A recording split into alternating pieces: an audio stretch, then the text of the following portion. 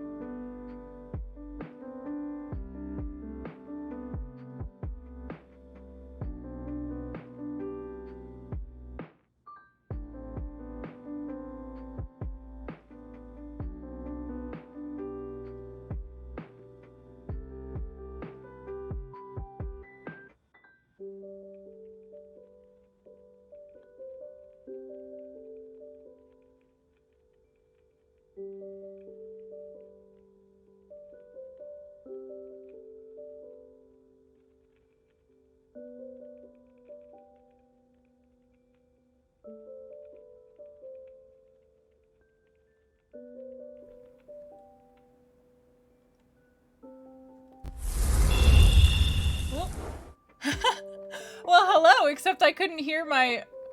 I couldn't hear the transition at all, but hello, I hope you guys can at least hear me. Hopefully I don't... Yeah, forget it. You heard the transition sound? Good.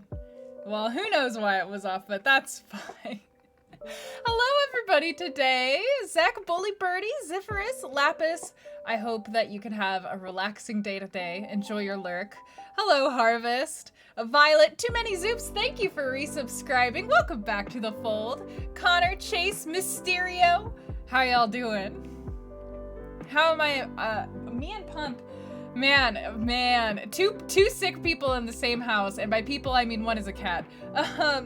Pumpkin, to be honest, like all of yesterday I was really worried about Pumpkin because she wasn't eating, but thankfully we were able to get her to take her medicine, and so she is improving a lot. I guess just for those who didn't know, she got sick. She got sick last week. She ended up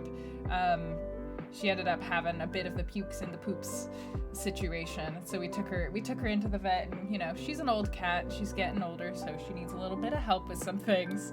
But thankfully she is acting like herself again, and she is happy and she is eating, and that is really all I wanted from this weekend. I was so worried. Hey, Sugar Joe. Hey, Jenna. Yes. We must protect the Pump as much as we possibly can. So she's fine. She's under my bed right now. She's chilling. She's hiding under the bed. I just gave her a little bit of an appetite suppressant, so I'm hoping to see her come crawling out from under the bed and eating just so much food in a hot second. She is she's going on 12 years old now, so she is officially a senior cat. One half of the whiskers on her face are white and the other half of the whiskers are black, so that's how you can tell that she's getting old. I've just slowly watched her whiskers go white, and nothing else about her has really changed as she's aged. Just the white whiskers. Well, the white whiskers and obviously these symptoms and some difficulty with her food, but that's what we're trying to help with. And as for myself, I'm feeling energetic, but not in the way that means that I actually have a lot of energy. If you catch my drift. That makes the pumpkin monument you put next to the place of worship in the Minecraft server. What pumpkin monument did you put in the server? Cats barf a lot in general. They do, and Pumpkin has always had issues with food. She's always been a really picky eater, and like, it always just kind of ends up upsetting her, and we've taken her to the vet a bunch of times since we've gotten her, and they always order a bunch of expensive tests, but they never come back with anything. So there's only like 3 possible things that she could have, and all of them, like currently that the vets think, and all of them basically have the same treatment regardless of which diagnosis she has. So just gonna make sure that we're taking care of her and that she's hopefully feeling good. It's not a fun kind of energy. It's not a bad kind of energy though. So I think that I'm getting better. I think that my flare up is ending, but here at the Pumpkin. Hey Pumpkin, do you want to come over and get some? No, you're not about it. All right, that's fine. She's not about it today. She's not about it right now. But what was I saying?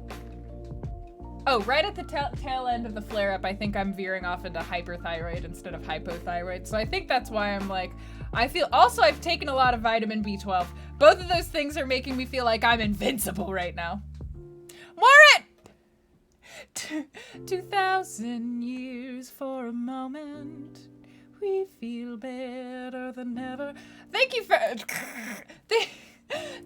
resubscribing, Warren. Congratulations on your 2-year anniversary. I do. Whenever I tie my hair up, I have these little bows that I use. You gotta put B12 on your shopping list? Man, it makes me feel invulnerable. Like, I feel like I could suplex a car, and that's a complete lie. I cannot suplex a car, but I want to. Utilize your spoons wisely, Cece. Goodbye. Portia stream to celebrate 2 years. Well, if I have to. Please don't suplex a car. Aw, man. Are you kidding? I think it would look incredible. I've got some mint tea here with the mint that I grew from my arrow garden. Yeah, I'm feeling pretty excited. How is everybody else doing? I know the notification is on mute. I don't know what happened. I think Windows just reset a bunch of my... Yeah, it reset OBS so that it's in a different thing. It just put all of my different programs into different different audio channels than I tell it to go into. So that's very rude of it to do that, in fact. It's very rude. Hopefully that'll work now. Let's test it. I'll support you. There we go. Now it's working. That tea sounds tasty. It's literally, I don't know. Yeah, it's literally leaves, if you can see. Just some nice fresh mint tea. You can only suplex a car if it's like parked across two spaces. Hey, Wombat! Iron's all over the place today. You planned it out so well and your body said no. If your body says no, your body's the one that you gotta listen to. Your body is the one that you have to listen to. Don't try to overpower your body because you will only end up regretting it. Not that you need me to tell you that. Sometimes simplicity is all you need in tea. I agree. I've never had like tea with just straight up mint leaves just floating around in there, but it's working out. I mean, since all this is like literally I pluck it off the plant and then I put it into my tea, mostly because the mint is trying to take over the arrow garden and it's trying to kill all the other plants in there by blocking their light. So I keep having to prune it and then I'm like, what do I do with this mint? I'll just throw it in some hot water and drink it. You took a 4-hour nap today? Sounds like your body needs a lot of rest. Yeah, sounds like you need some rest. Mint is basically a weed. Very invasive. Pumpkin! Pumpkin's on the windowsill, looking out her window. It makes me very happy. Does Pumpkin intrude on the plants? She, not the arrow garden. She has intruded on other plants in the past, but they are now out of her reach. She cannot get back to them. So she leaves the arrow gardens alone because they're in the kitchen. Good night, Cece! You get to spend more time with your grandparents and uncle, right? Because you were saying in the Discord that the flights are kind of not really a thing right now in Australia. So, but that's, like, it's nice that there's a pro to that, which is that you get to hang out with your grandparents, with your family. That's the pro. Mint is very invasive, and I wasn't prepared. I wasn't prepared for mint being like this. I was prepared for the basils freaking out, but not for the mint. So the mint's upset. The mint is, I don't know. I think that I might eventually have to transplant the mint out of the arrow garden because I've also heard that its roots can just take up all of the water space in there. So I might end up needing to move the mint into some actual soil. Send you the mint? Do you want my mint plant? Do you think, I don't know. I don't think my mint plant will survive if I send it in the winter. You can have it in the summer. It'll kill everything if you're not careful. Yeah, I know that you can cut the roots off, but to be honest, every time I've tried messing with the plant's roots, like while repotting and stuff, I've ended up killing the plant, so I'm very afraid. Well, not every time. I've repotted plants without killing them, but I just feel very, very afraid. Hey, soft sheep. Pumpkin right now is... Hi! I'm sorry, I'm gonna be a very obsessive cat mom this stream. I was so worried about Pumpkin yesterday. She basically just did not eat or drink at all yesterday. She was feeling so bad. I think she was just nauseous. She was too nauseous to be able to eat or drink anything, and she didn't want to move at all, and I was just very scared and sad. So now, whenever I see her move, I'm like, oh my god, look at her, she's moving, and she's being normal again, and I'm very happy about it. Oh, and now she's licking her booty. She's Planet Pumpkining. Pumpcam when? I haven't. But I'm not going to intrude upon her while she is licking her tushy, because that is what she's currently doing. She's hearing me. Sit. Pumpkin, you better have farted. The return, Lil Susie Roll! Hi, how have you been? Thank you for resubscribing. Welcome back to the fold. That's good she's normal. Yeah, it's very good she's normal. You can always get rid of it and start all again without dealing with the soil and stuff. Yeah, and not only that, Chase, I actually have an entire second box because people sent me the 2 arrow gardens. I have an entire second box filled with all of the same herbs. So if I had to restart from scratch, I just totally could. But it means you could all keep an eye on her? Oh, that's fair. I don't have a pumpkin cam that's just for Pumpkin.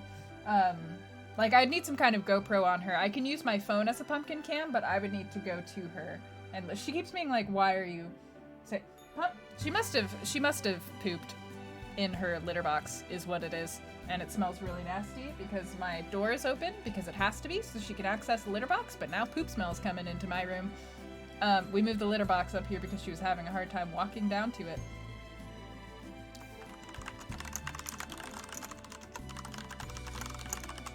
All right. Yeah, me too. So I apologize if I end up being a little bit distracted today or going on breaks to make sure she's eating and stuff. But that's just the obsessive cat mom that I am. Hey, Joe Mutant, how are you? And how else has everybody been doing this weekend? I've kind of been like a little bit cut off from the world because, like, you know, we had the flare, and then I was so worried about Pumpkin that I just like I was like I can't, like, I'm just like I'm out, I'm done, I'm focusing on what's happening in here. Really bad, then somewhat okay. Oh, well that's good ish. Why was it really bad? I guess. Right. But have you not had power this whole time, Warren? Do what you gotta do. How was the snowstorm on our side? Oh, it was fine. We're up in Seattle, and just like there was snow, and that was about it. No real issues. This whole situation did, however, make me reevaluate my like what happens in terms of a blackout situation. So that is nice that I was able to do that. Had power and water. No food? Do you have food now? Why didn't you have food? Why didn't you say anything? I didn't hear anything about how you didn't have food. I would have sent you food. I don't know if I could have sent you food, but I would have tried to send you food. You've been working, oh, so you didn't have much of a weekend. Oh, I hate that. I'm sorry, Lapis. Hopefully you're gonna get like a day off during the week. Oh, I can't send food. That's fair. That's very fair. Texas shelves are empty. All the stuff in the cold sections went bad.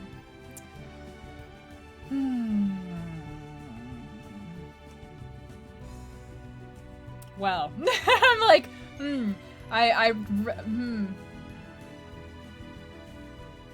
Is this situation improving? You had food pre-ordered, weeks in advance. Oh, yeah. You know what? That makes a lot of sense. Wow, I didn't even think about that, about like subscription services or like even just ordering things, how if you're, yeah, okay, man, yeah, I didn't even think about that. I'm looking into redoing our emergency kit because I have one of those, and I'm just paranoid. I have an emergency kit, and I'm needing to buy a bunch of new food again because all of the food that I had in our emergency kit is now expiring because it's been like 2 or 3 years since I bought it all.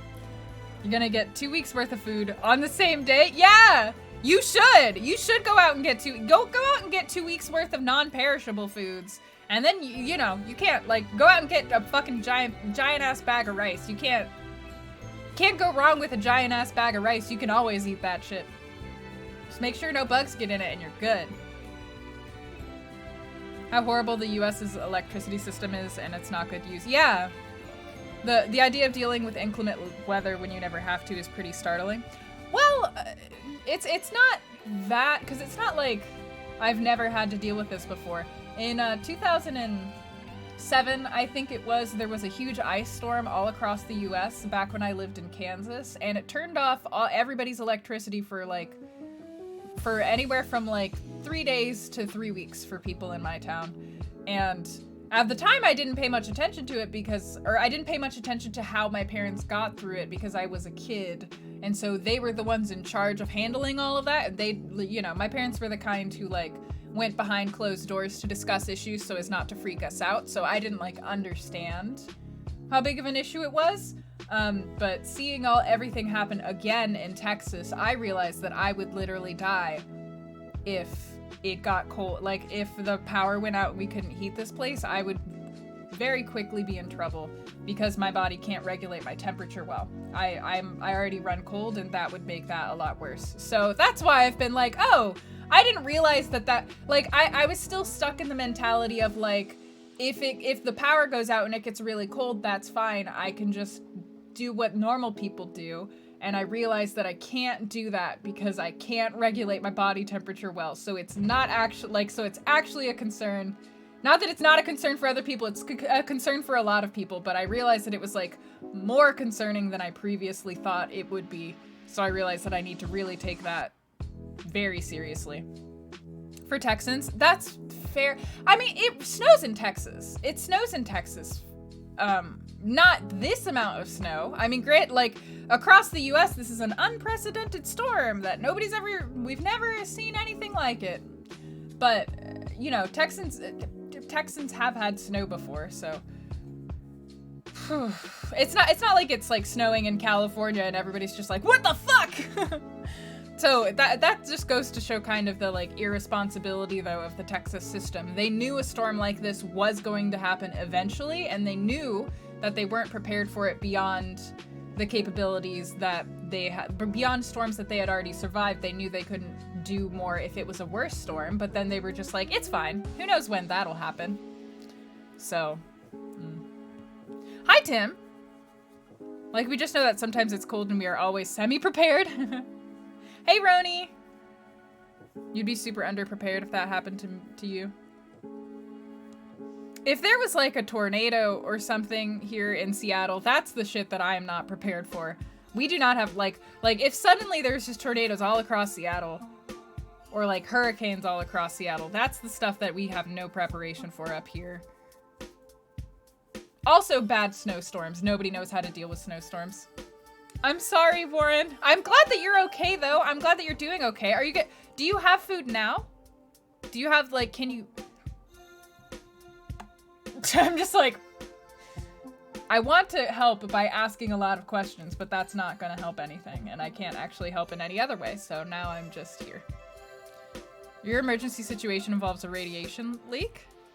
Cold beach, oh! Yeah, I forgot that you live in Canada, and cold is very normal for you. You're right. You have food reserves, but no super intense cold weather stuff. You'd ultimately be okay, but it would be a time.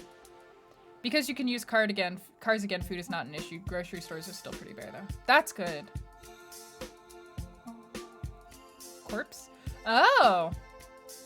Oh, okay. Hey, Metal Corpse, man. I always thought it was core, like, Army Corps. Well, I'm glad that you guys at least have food. I'm glad. Man. Okay, good. It's still been just a complete disaster, but I'm glad that it has not been as bad of a disaster as it potentially could have been, which is incredible, but that's the kind of thing we have to be thankful for in America. Like, wow, I'm sure I am glad my country didn't fuck this up even more. Like, that's where we're at as Americans. We're just constantly like, wow, I'm impressed that somehow we got through this somewhat okay. Like, Hey, Thomason! Yeah, at least can get some food. Yeah, not to invalidate other issues as well. The country fucked it up 100%, but real Texans took care of Texans. Yep. Yep. And like, that's kind of the story about, like, local communities in America. It's just that, like, wow, like, as a system, we're bad at everything. But we are at least, a lot of us very, what's the word that I'm looking for? Very, like, resourceful people. I think we're very resourceful people overall who were willing to help each other out and figure out situations. Goodbye, Zephyrus! Thanks for popping in. Hey, Thundertaker. Doesn't Seattle have a volcano? Yeah, we do. I'm out of range of the volcano. I will have you know that when I picked a place to move to in Seattle, I took out fucking government maps because I'm not playing around with this shit.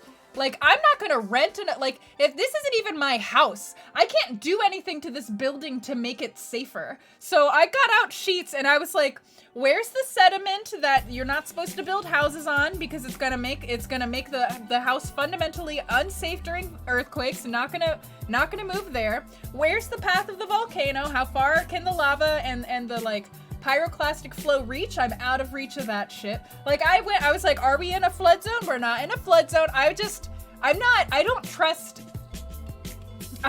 anything. I don't trust anything. I'm just like, if I'm gonna move into an apartment where I have no, like, real capability of, like, doing anything to the building to make it safer for myself, then the very least thing that I'm gonna do is find a place to live where it's not dangerous. Yeah, Seattle has a volcano. Mount St. Helens, you know the one that, there was a really big, Mount St. Helens is famous for exploding at one point, and I forget exactly why it's famous for that, but it blew its entire top off. It built up a bubble of pressure inside of it that blew the entire top off of the mountain at one point. So that's a thing that happened here in Seattle. Is it asteroid safe too? No, I'm merely a human. Has Ash from Mount St. Helens? It's very beautiful. And the Mount Rainier. Mount Rainier, is Mount Rainier? I'm forgetting which ones are. Oh, hang on, I have my window open.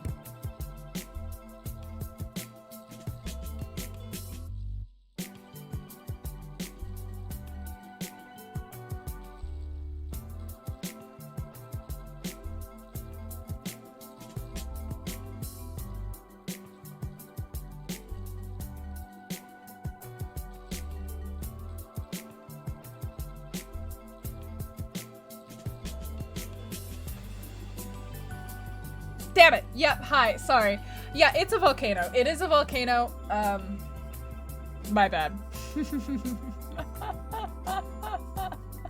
I'm a little all over the place. It's been an exciting weekend. I didn't expect the weekend to go in this way. I'll put it that way.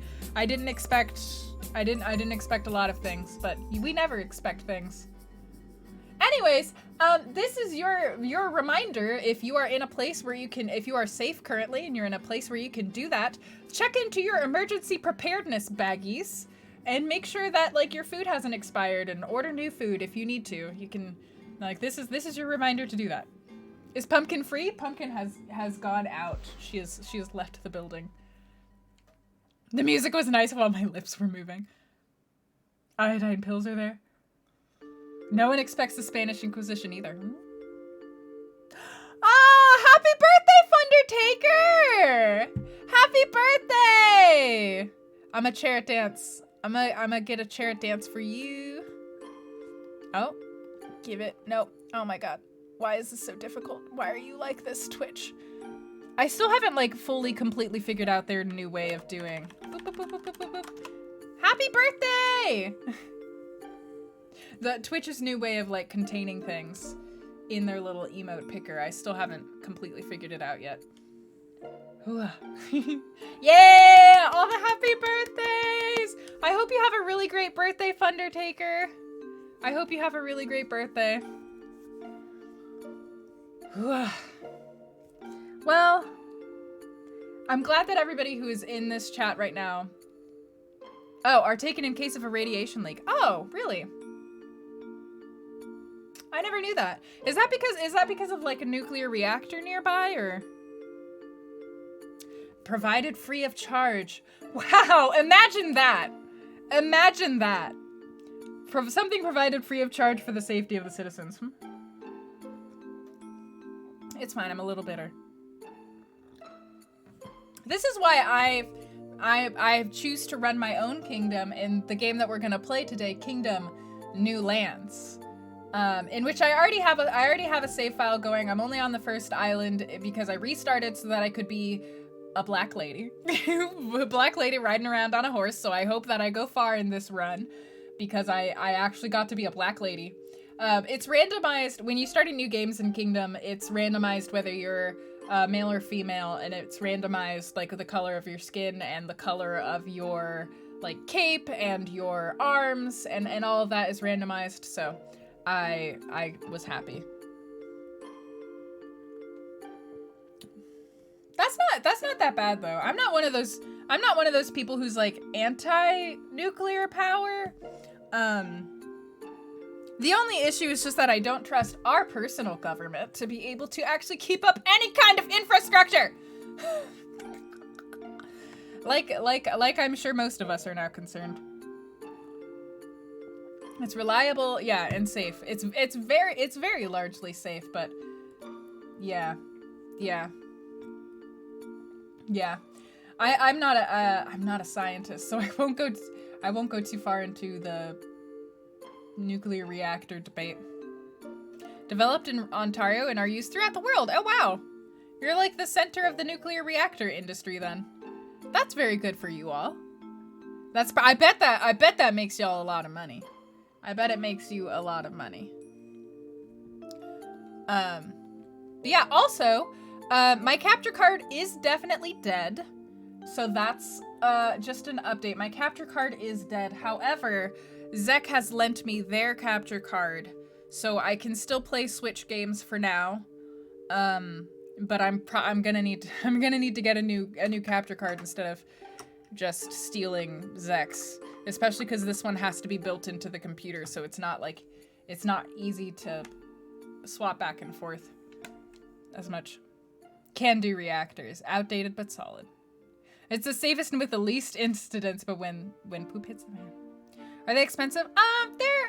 They're a little expensive. I found one, I don't know if it's the best one. I haven't like done any research on it, but I found one that is an Elgato capture card and it's about $200. So it's on the list. It's probably gonna be, to be honest with you guys, just to put it all out there, it's not gonna be a high priority.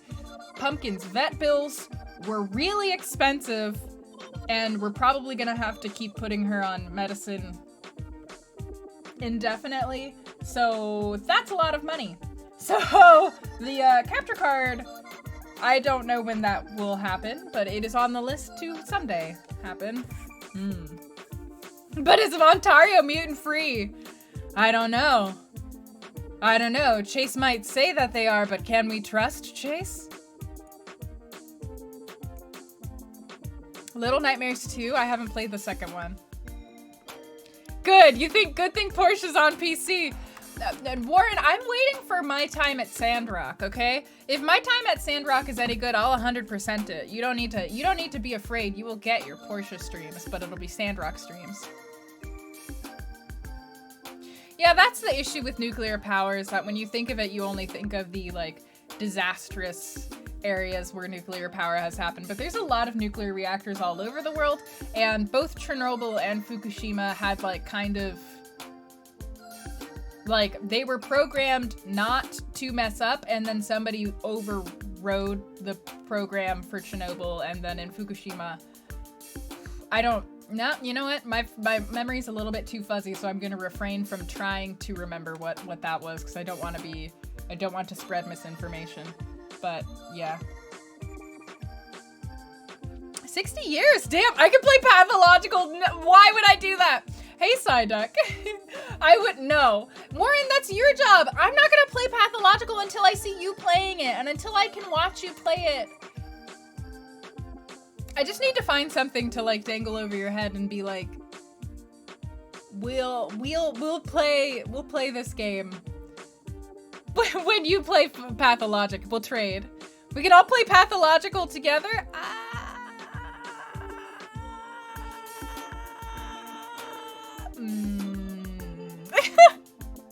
Pathological Pathologic is an interesting game. Yeah, just cheaper labor, not properly trained personnel. There were a lot of factors in Chernobyl. Yeah, there was a lot in Chernobyl.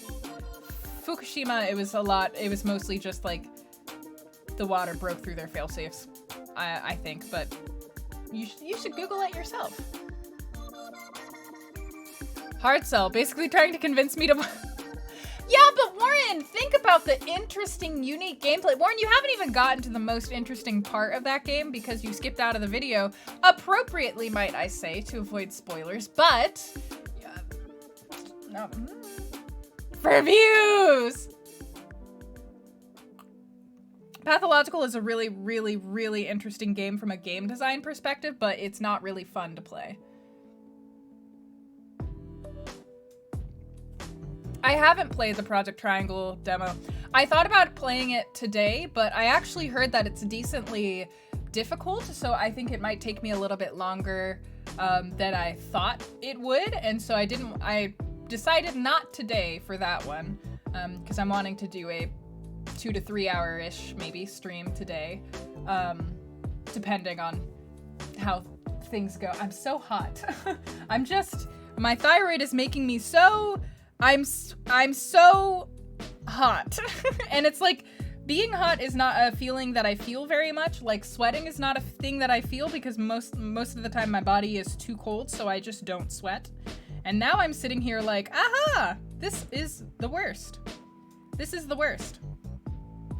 I understand now why people always want their houses to be like really, really cold. Like Todd always wants his house to be like really cold. And whenever I go in there, I'm like, I need a jacket to sit in your house, Todd. But he's always like, I understand it now, is what I'm trying to say. I understand it. You face me. Face me, fan. What did we say to the Project Triangle God? Not today! You would like to feel hot right now. I'll send it to you. You can take it from me. Hey, Coop! Ooh, good luck.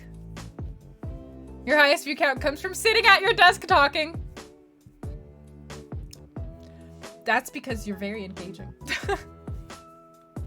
Thorium reactors are built-in failsafes that make it almost impossible.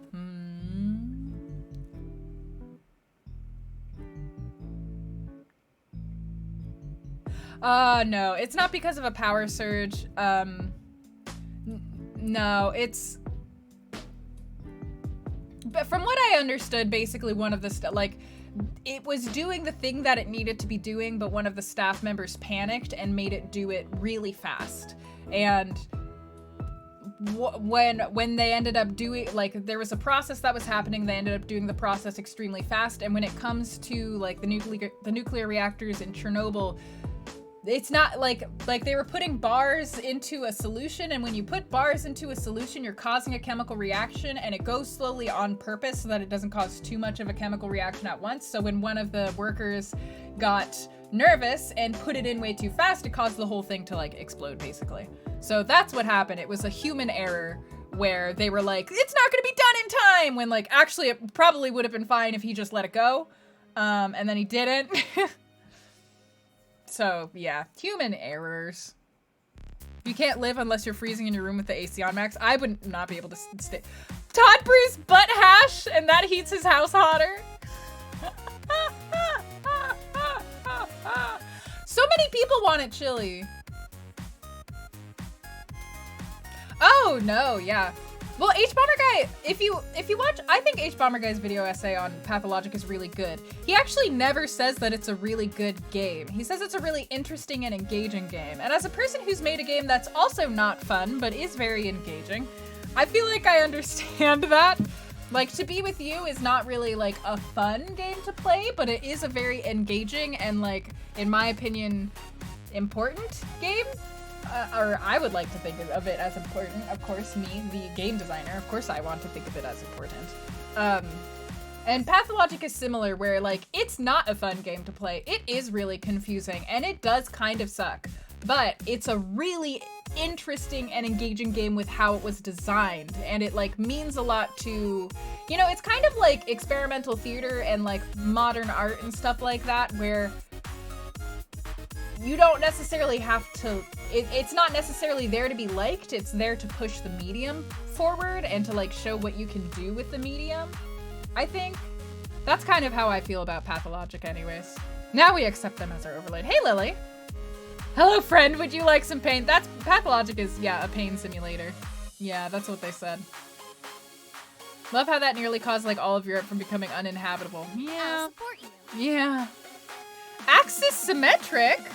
Thank you for resubscribing. Welcome back to the fold. You feel like you could look at my game without having a migraine from how big brains it is. Oh, it just felt really pretentious. That's fair, and I'm gonna, unpopular statement, but I'm gonna say that that might be because it's directly translated from Russian, and I have never played a game that is directly translated from Russian that hasn't felt pretentious as fuck.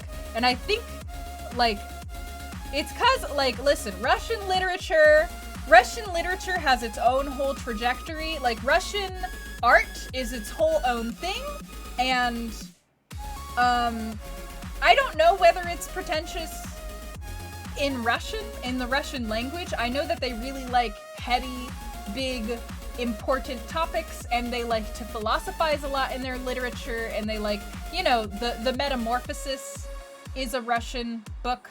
I think wasn't Lolita originally written in Russian? I'm not sure, but like, you know, you get a lot with Russian literature, and then when you're trying to directly translate it into English, it does tend to come off very pretentiously.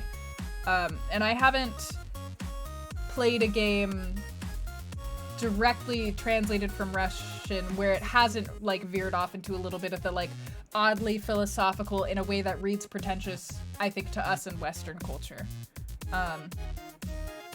Yeah. Are a lot culturally. Metamorphosis by Kafka. I think so. I think so. I believe so. I've never read that book, so I'm not 100% sure, but I believe it is. You've also been watching a great playthrough of... Oh, is Pathologic 2 out now? You were thinking about the wrong... Oh, you were thinking about Phasmophobia? Yeah, wow. Totally different game. Totally different game. Warren loves Phasmophobia. Kafka was Czech? Okay. Maybe that might be my bad then. I thought that was one. I know that there's a few misogamy or misogyny. There's War and Peace then. Yeah, there's just a lot. Like, I think that like you haven't touched Phasma in weeks.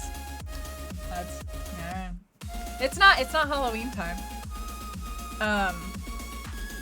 But yeah, so there's just like, it's kind of like in a similar way I have a lot of issues with directly translated Japanese literature specifically, because it also, like, Japanese literature tends to have a lot of, first of all, in Japanese literature you can say a lot more with a lot fewer characters, so you don't need to click through as many pages. But when you start trying to translate that stuff into English, it starts adding up to like pages and pages and pages of dialogue that you're having to flip through. And a lot of it is like internal narration by some kind of, at least in the visual novels I was playing, they were men who were talking about so many interesting grand ideas about how the world is and how it functions, of the kind of like philosophical variety that is like, this is a person whose worldview has gone unchallenged, so they're philosophizing about certain issues that like other people have more perspective on, but this person feels like their thoughts are very innovative because they are engaging with it for the first time, but then they put it into a published medium, and now I'm having to read through it pages and pages and pages and pages. Japanese literature also has a lot of allusions to nature, and like nature is a big, like poetic writing is a big thing in Japanese culture, and referencing nature to refer to like emotional states is a really big thing. And so when you're putting all of that into, now we're having to list it out line by line, so instead of just saying, oh, I'm saying like the snow is falling like this today, now I need to explain to a Western audience that the snow falling like this today means that I'm feeling like this as well. And then we have to listen to the narrator speculate about things that aren't that, at least I'm thinking about a very specific game when I'm saying this, but there was one game that really made me angry with its writing, and I just quit because I couldn't do it. But yeah. You always thought snow meant death. Snow can mean different things. It depends on when. The first snow in a lot of Asian countries is a good, like, if you go out and you can catch the first snow with your lover, then it means good things for your relationship. Yeah, there's a lot. Snow can also mean like something unattainable.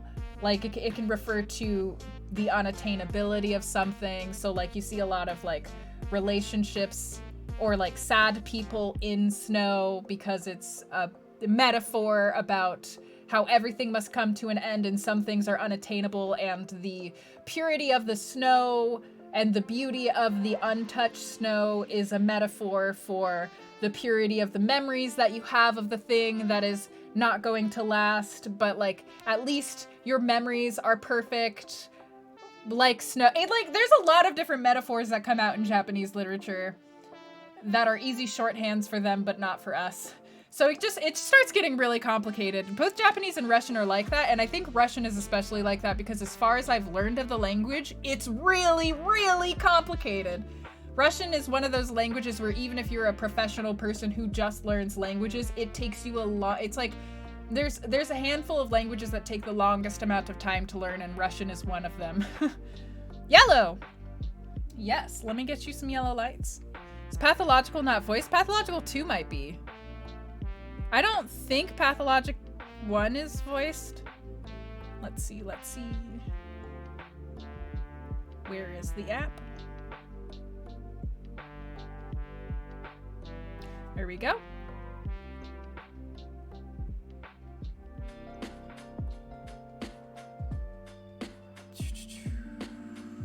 Yellow, finally found it. There we go, I finally found it. Nice and yellow back there. Layla Dreyer. Maybe it seems a little less pretentious because of her narration too. You love H-Bomb, but he's a pretentious boy. Well, man, I like haven't felt like I have the fullest grasp on what exactly pretentious is and what exactly it means, to be completely honest, because I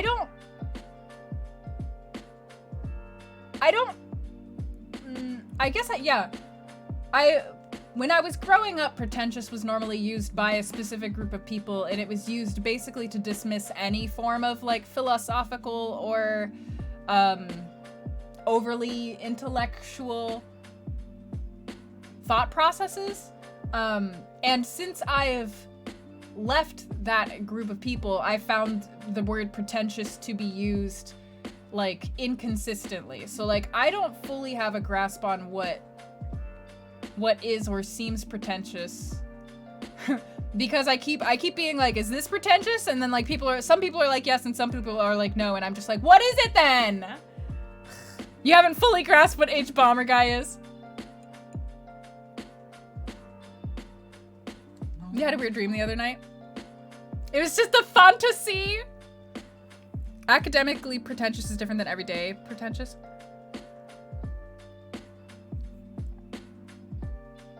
Oh man, that is not an H-Bomber guy popularization. That you can blame that guy with the glasses and angry video game nerd for that.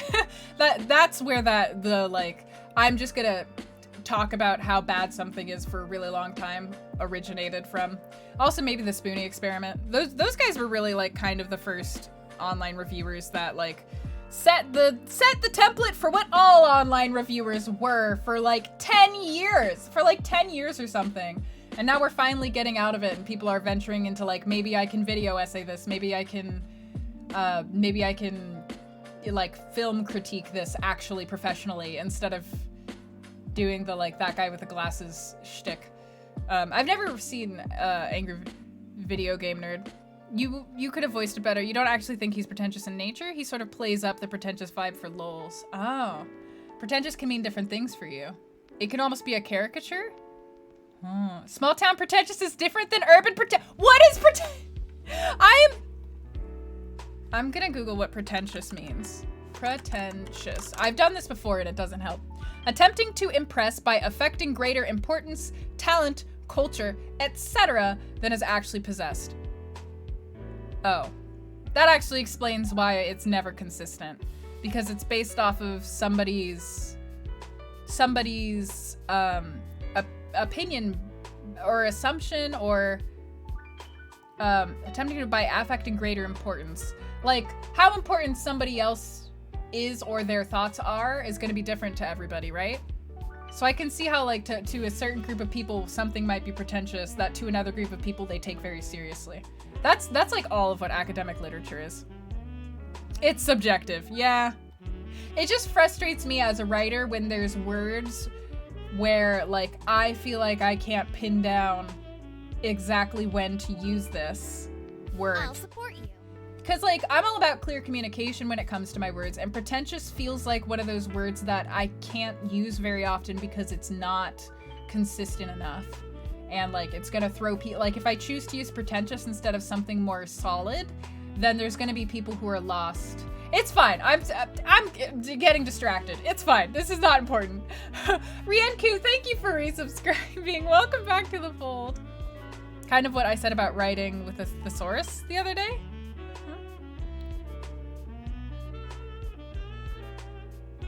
You know what he does, you just don't know what the point is? Spoonie made like 8 hours of critique of Final Fantasy VIII. He did indeed. He did indeed. It's so simple / sarcasm. I think H-Bomber Guy just makes videos about whatever the fuck he wants to make videos about, and that's fine. What the point is? What's the point of what's the point of Twitch streaming? It's just, I don't know. I think about that a lot when it comes to content. I'm like, what is the point? But I feel like I've gotten more of a sense of what the point of a lot of things are. The Spoonie one, that's a trip. Yeah. Yeah. And a deep cut. Urban pretentious is only reading Russian. You're like, ah, God. I'll tell you what creative writing studies pretentious is because there's so many of these guys. I hated every single one of them, but there were at least 3 in every single creative writing class I took.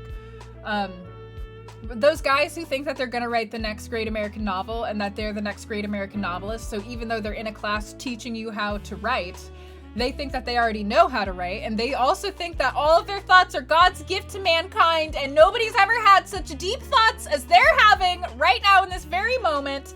And then they write stupid, shitty fiction about some gritty man and how his wife is dead and how sad he is about it, and that's all they do, is they just write gritty fiction with sad people being sad, with an easy excuse for them being sad. It's not engaging, it's fine. I know that level of pretension very well. I hate them so much, Lil Sushi Roll. They just talk down to everyone. Nobody loves Dostoevsky. You like his stuff that isn't about media. You got off on a bad foot. You spent over an hour pooping on Fallout 3. And that's one of your favorite games. That'll always do it. Using big words to sound smart when you... okay. Yeah, that makes sense. Someone pretending to be more intellectual than they are. Is someone pretending to... Me? Play it? A let's play of... You ever use juxtaposition and that is pretentious to some people even where it's appropriate? Eh? You love sad boy stories. I like sad boy stories, but you have to do a sad boy story well. When I was in college, one of my teachers had the rule that you're not allowed to include any kind of death anywhere in any story that you write, because too many people used it as a cop-out for when they didn't know how to end their story. They didn't know, like, they wanted to give their characters something deep to think about, but they didn't know what to do. They didn't know how to begin their story, so they started it off with a death. They wanted somebody to be dying to create conflict at the end of the story. So he was just like, stop it. Stop it. And a lot of the boys in my college classes who like wanted to talk about weighty subjects would eventually end up doing the equivalent of, did you know that weighty subjects exist? And you're like, yeah, are you gonna like engage with that weighty subject at all? And they're like, it exists. I'm deep. And you're like, oh my God, I'm gonna throw up. I was just, Vlog stream for the win. Yeah, sorry, I got distracted. I'm gonna start a game eventually. You've never been around one of those people, but my descriptions alone makes you want to scream. Yeah, no death at all in the stories. It was very, very useful to me that he did that. Although I will say that once upon a time, I accidentally put death in a story that I sent to that teacher, and he let me get away with it because he said the story was good enough, so. Hey. Hey, Lavender, it's been pretty well. Encountering people at 25 who were thinking the thoughts you had at 12 for the first time. Listen, I just have a lot of resentment for those boys from college because they just like, I've learned that part of being a good student is that you have to have the humility in order to learn that you need to be taught. You know? And a lot of the boys in my college classes did not have that humility, and then they just never improved for the whole time I knew them. And that was wild. Anyways, focusing. Nihilism. Cheers, Dawn. You're like that in your middle school emo phase? It's a humble brag because nobody cares about my college teacher.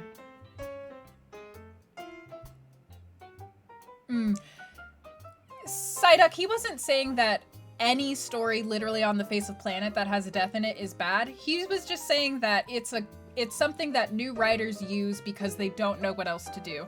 They've written out a whole story and then they don't actually know how to conclude the story because they don't actually know what they're writing about, and so then they just decide that the main character dies at the end because they need it to end, so they're gonna end it. And that's how they do it.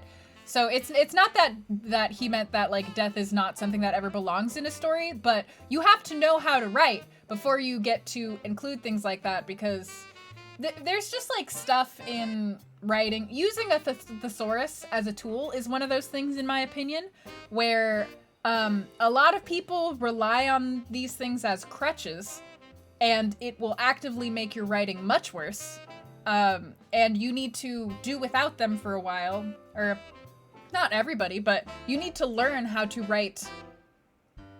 You need to learn how to write, and then you're going to be able to use the tools or use the additional, or use the complex topics. Kind of like how, like, if you're a beginning story writer, I wouldn't write about any kind of really heavy controversial topic, because you're probably, like, if you don't know how to write well, you're not going to address it in the way, even if you have aspirations of addressing it in a nuanced, subtle way that's, like, very fair to both sides of this controversial issue. If you're a new writer, that's going to be really hard to do, because you don't have a firm control over your tone, your pacing, the plot, the conflict, the characterization, the narration, your word choice, how you use metaphors. You just, like, don't have any of that under control. So you can do your best, but you're probably still going to end up making a lot of mistakes in your communication because you're not that practiced at it yet. People who are mean to their teachers don't deserve rights. Some teachers can be really mean, but also generally speaking, be nice to your teachers. They're usually good people. The chrysalids. Yeah, death is used for cheap pathos very often, in the same way that a lot of, like, really dark topics are used for cheap pathos. You know, you see, like, women have to go through some kind of gendered violence, so they usually go through some kind of sexual violence, or they're in a domestic violence situation in a lot of stories. You see men with the dead wife, or the dead kids, or the dead family, or the missing family, or whatever. You see a lot of these, like, plots over and over because they're easy, and they're crutches. They tend to be really good crutches. So yeah. Hey, Slycon! Thank you for resubscribing as well. Welcome back to the fold. Really pretty sprite work, and we should probably start playing it. Is there somewhere where an aspiring writer could get advice from me on super awesome topics like this? Like an hour a month? Why, Harvest, indeed there is. I do, in fact, provide writing consultations as a service on my Patreon, and if you purchase that, you get to send excerpts of your writing to me that I will then take a look at, and I will help you develop your skills overall as a writer, not just improving one story, but improving your overall, like, foundational skills. In whatever way that you so choose. So you can check out the Patreon. There's also, like, articles on the Patreon. You can check out the narrative design analysis videos. I've done some workshops for people about writing that you can check out, and there's links to all of that on the Patreon as well. There's lots that I'm a great resource for improving writing if that's what you would like. That's why I used to try to stick to love stories. You had to write a story for your grade 10 German class. Ooh, difficult. Because you were tired and wanted to sleep. That's why it's lazy. Yep, correct. Making them live and suffer is where it's at. Thundertaker, yeah, that's the issue. Disney films, what? No, what? No. It was indeed a plug. It was me, it was a plug. And here, let me, boop, Patreon. There you go. And also, don't forget all the narrative analyses videos that are out now that you can watch, including the Final Fantasy VIII one. I feel like Steve Jobs in this. It's got, like, buttons on the side, so it's nice and fashionable, but I feel very Steve Jobs right now. Yeah. All right, let's play some Kingdom's New Land. Whee!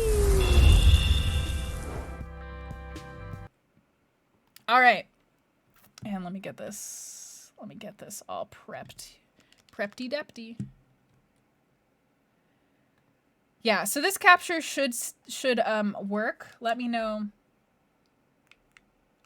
if there's, there is one issue, and the issue is the audio, which I got working before the stream, damn it! Ah, I hate this. Okay, hang on, let me.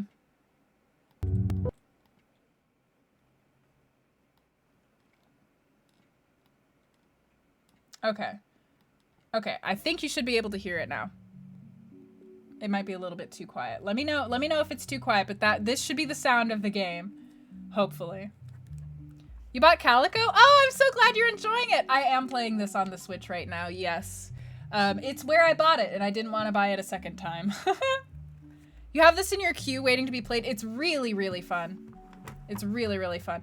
Is this a first playthrough? I've never beaten this game. I think the furthest I've gotten is the 3rd island for a hot second. So I've never beaten it, but this isn't my first playthrough. So we're on the 1st island right now, and the 1st island goes by very fast when you've already played this game. But this is our kingdom thus far. When we go over to the 2nd island, we're gonna have to basically start through this process all over again, so you guys will see it from scratch. So don't even worry about the fact that everything's all already built. Well, not even everything's already built, just some stuff is already built.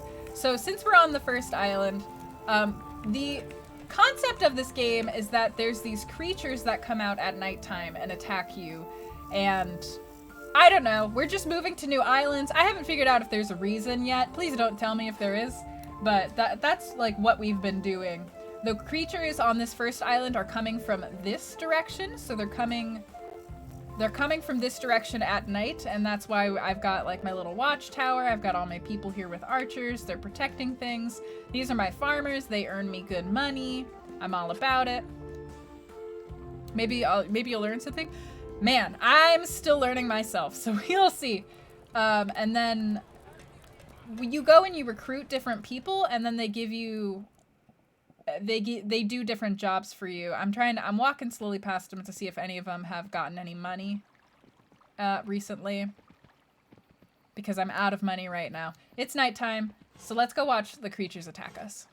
It was pretty cool. I love this. I love this game. It's just like, this has been a game that I've been able to play without spoons. So that's why I love this game, is that it's simple enough, but also really engaging and really fun still, because it's kind of like a puzzle game roguelite. It's a strategy puzzle roguelite game about building kingdoms, and all of that is so far up my alley, and also it's really beautiful, and there's like magic, and you have to figure stuff out everywhere you go. Ooh, money, thank you. That is what I wanted. So let's wait for the monsters to come out. We have a catapult, we have a watchtower, and we have this wall, which is the biggest wall that we can build on this island. Without spoons, yes. It's a tower defense RPG.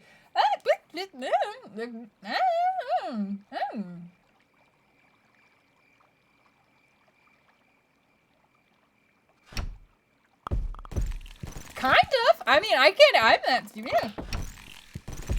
So here are these little guys. They're called Greed. They're coming, and whoop, it's okay. They'll get them. They got them. So we're really like, we're not struggling here, is what I'm gonna say. We're not struggling here at all, because I've played this game enough that the first level goes by pretty easily. There is a boat nearby, and that boat is the thing that we're gonna need, because that boat is gonna be, we'll need to build the boat using so much money in order to get off this island and move into the next island. And right now it's the 8th day, and it will eventually be the, yeah, you know what, I could use more workers. Eventually it'll be the 20th day, and on this first island, winter starts on this 20th day. And in this game, there's different versions of the Kingdom games, but in this game, once winter starts, it doesn't stop, and you can't grow food anymore, so you're like out most of your money when that happens. It's a game where you press buttons. You don't remember why you stopped playing? There's a game called Eastward that also has beautiful sprite work like Zelda. Oh, that's cool. Yeah, the sprite work is very, very, it's simple but beautiful. And by simple, I mean like, it's like a lot of shapes and like minimal shading. But it's very beautiful still. I'll support you. And very good. Hey, Chipotle! About winter and whatnot. Ned Stark. Okay, I'll write it down. Thank you, Chipotle. Thank you for resubscribing. Welcome back to the fold. Hey! You got the chair dance! The most important emote. Of course. Oh. Ned Stark.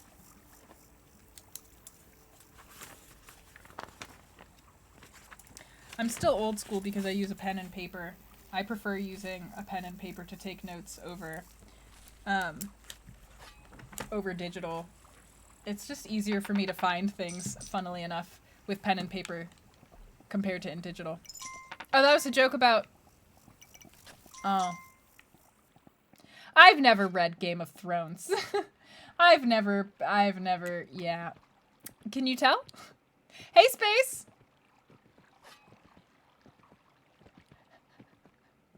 You like the Note app on your phone?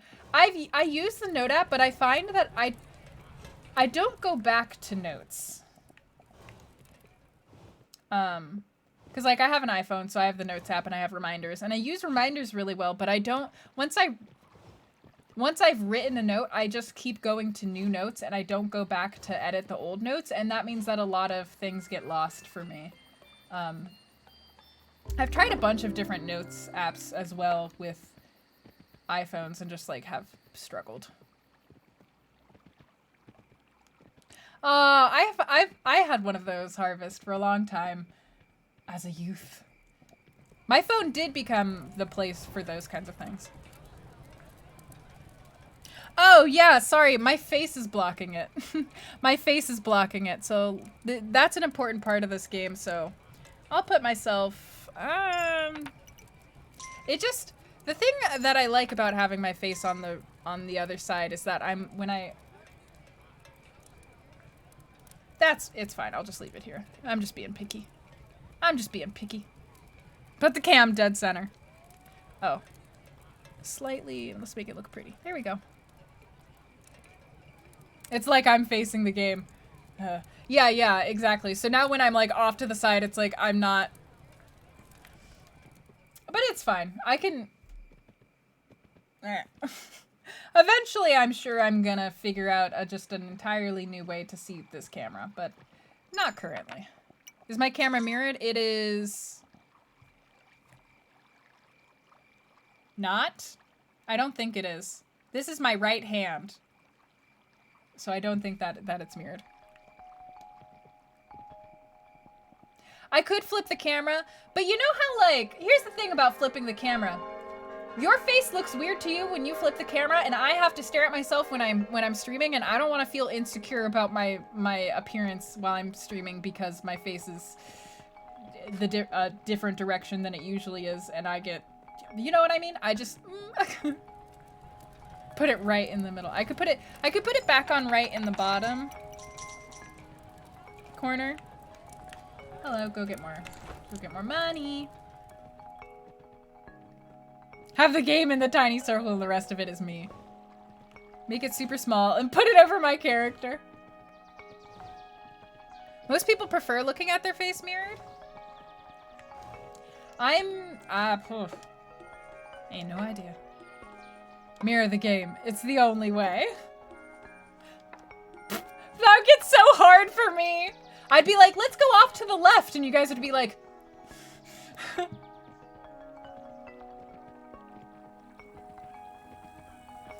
Have two circles, one for me and one for the game, and the rest is blank. It's like yin and yang, where like the game and I are weaving in and out of circles together.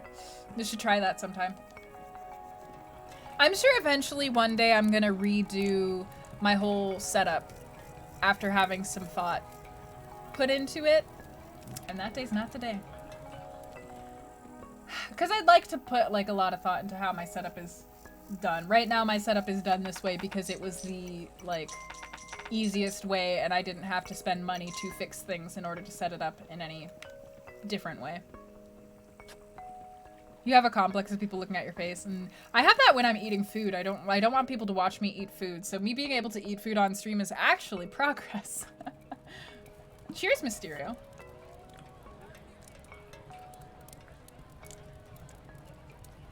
Yeah, I like my setup too. And then stuff like this happens and I'm like, you don't like using the camera during Zoom meetings? You're always checking your image. Everybody's like that when the camera's on them. That's why when I stream, I cover up actually. I purposefully put my camera, the feedback of the stream in a place where my microphone is actually blocking it. So that, like, now I can see myself. I'm looking at myself right now. on the screen because it's on the left side of the screen. But when it's on the right side of the screen, I can't easily look at myself without like doing this. And I do that so that I can check the stream when I need to, but I can't like self-consciously keep flicking my eyes over to keep evaluating myself and my own appearance, which is just the nature of humans to do when you can see yourself. We're just like, yeah, I'm gonna stare at myself even though I'm trying to talk to other people. It's just a weird thing. Yeah, it's very natural. It's not just you. We all do it. Not keen on being seen. I think that's very fair. I've both gotten used to it and also never really tried to put any kind of thought into the dynamics of me being seen by people because that sounds like that could go bad. I don't want to think too hard about things I don't need to think too hard about, knowing me.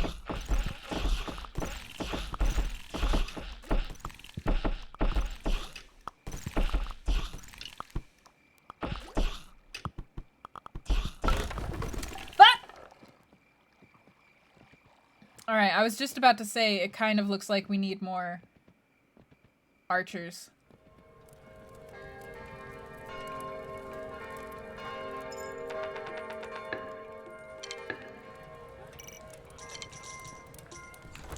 Because archers have terrible aim. Alright.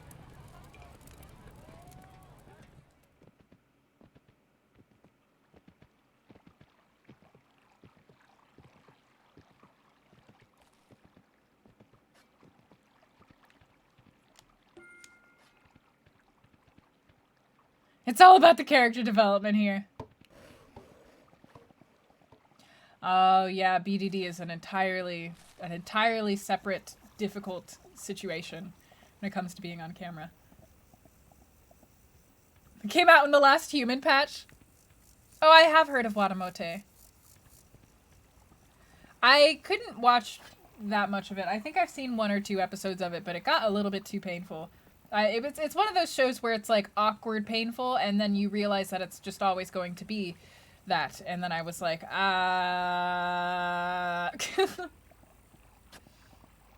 You love Watamote?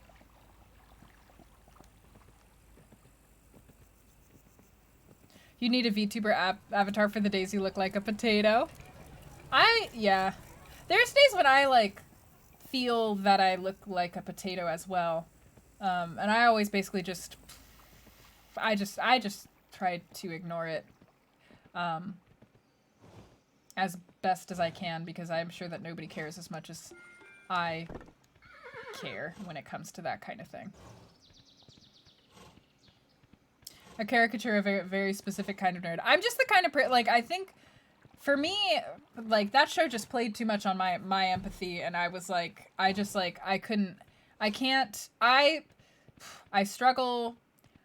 to watch anybody do things over and over and over and over again the same way, and nothing gets better, and it just stays worse. So, yeah, I was just like, you know, I don't think this is fun for me, personally. I don't think this show is for me. It's probably meant for somebody else.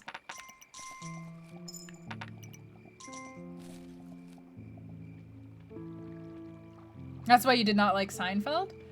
I've never seen Seinfeld. I know I have to because blah blah blah white culture blah blah. But I've never seen it.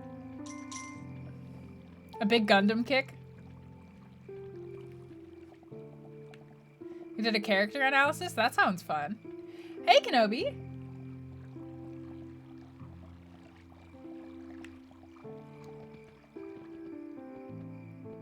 It's an endurance test. Nothing ever got better. They were self-involved people who only ever ended up the same or slightly worse off. So depressing. Man, a lot of Western TV to me appears to be the same thing, but maybe I'm just... I haven't seen that much of it because it keeps turning me off, so... yeah, I probably don't know what I'm talking about.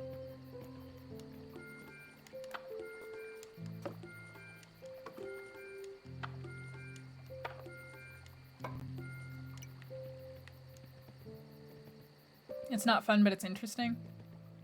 Wadamote is your pathologic. Not fun, but interesting. That makes sense to me. That I understand. I can understand how it's not, like, fun or enjoyable, but it's... See, that's what, like... Man, I can't remember who I was listening to. When I have no spoons, I just put people on to, like, lecture me about various topics, because that's my idea of a fun night. And I can't remember who I was listening to. Maybe it was just H-Bomber Guy. Maybe it was the pathologic thing. Talking about, games don't need to be fun. They just need to be engaging. And I think that, like, not just games, but I think a lot of media is that way. For me personally, I don't like my shows to be not fun. Like, I don't like shows that are engaging but not fun. For me, that's too hard. That's too much. Like, I already have a hard enough time, like, sitting up to watch things. So if I'm not going to have a good time while I'm sitting up and watching things, then I'm just, like, already physically feeling miserable, and then I'm seeing miserableness on the screen, and it's, like, it's not a jam for me. It's not good. But there's a lot of, like, really great, worthwhile, worthy media out there that is not fun, but is very important, and it's engaging, and, like, you learn a lot from it. There's a lot of media out there that's like that. And games, I feel games are/should be the same way, even though we don't really think of games in that way. Especially, like, designers. What is a spoon? Ah, yes! Please click on the link to learn briefly about what spoons are. It is a metaphor that is used for people with disabilities or chronic illnesses or mental illnesses and stuff like that, to refer to how much mental, physical, or emotional energy a person has left. Because spoons are basically a metaphor for rationing energy. They're a metaphor for rationing energy because for certain people, they do not have as much energy as, like, a healthy person would. And so you have to pick and choose how you want to spend your energy, because you're not going to get to do all the things you want to do. Whereas a normal person might just do things just 'cause. Like, just, oh, I'll just give this a try. Oh, I'll see if I like it, that kind of thing. And people who have to ration their energy might not have that same ability. So it's like, it's a metaphor to communicate with healthy people to try and help them understand. You don't like horror films for similar reasons? Yeah, honestly, same, pretty much. When you're watching stuff alone, you want funny or light. Same. Even when I'm watching shows with other people, there are times, like, there's certain people I will allow to guide me into the depths of certain shows. But I'm not going to be happy about it. I'm going to be happy about it maybe after we finish, and then I'm going to be like, wow, this was super worth it to watch. But it's not, I would like to spend most of my spare free time enjoying myself, personally.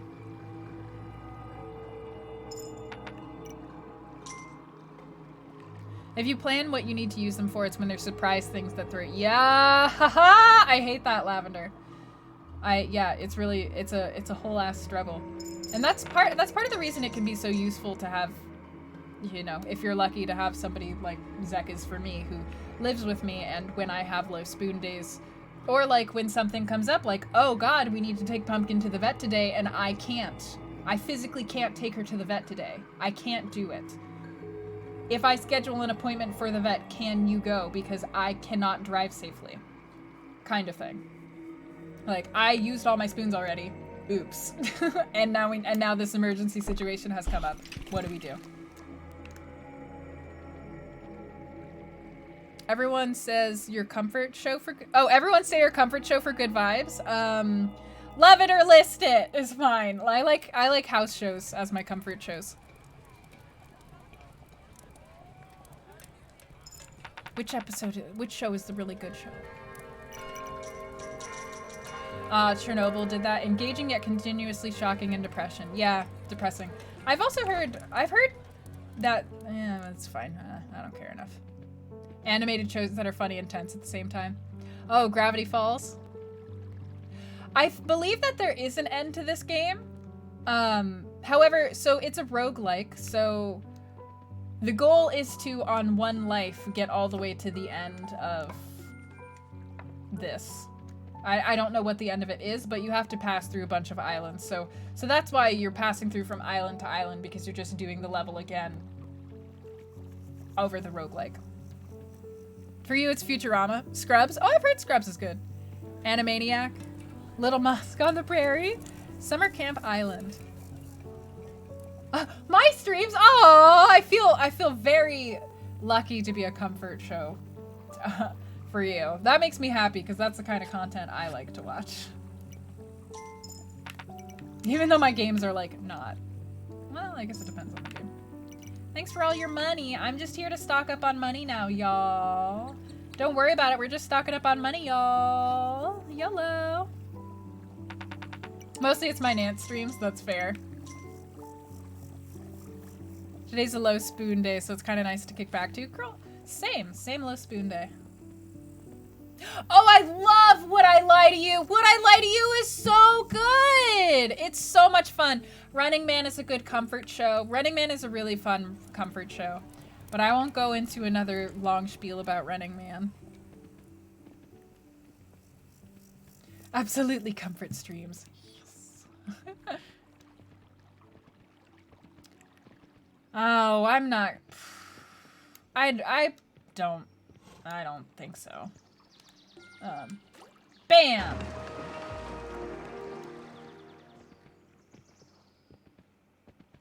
You've seen Monorail. You've seen Running Man?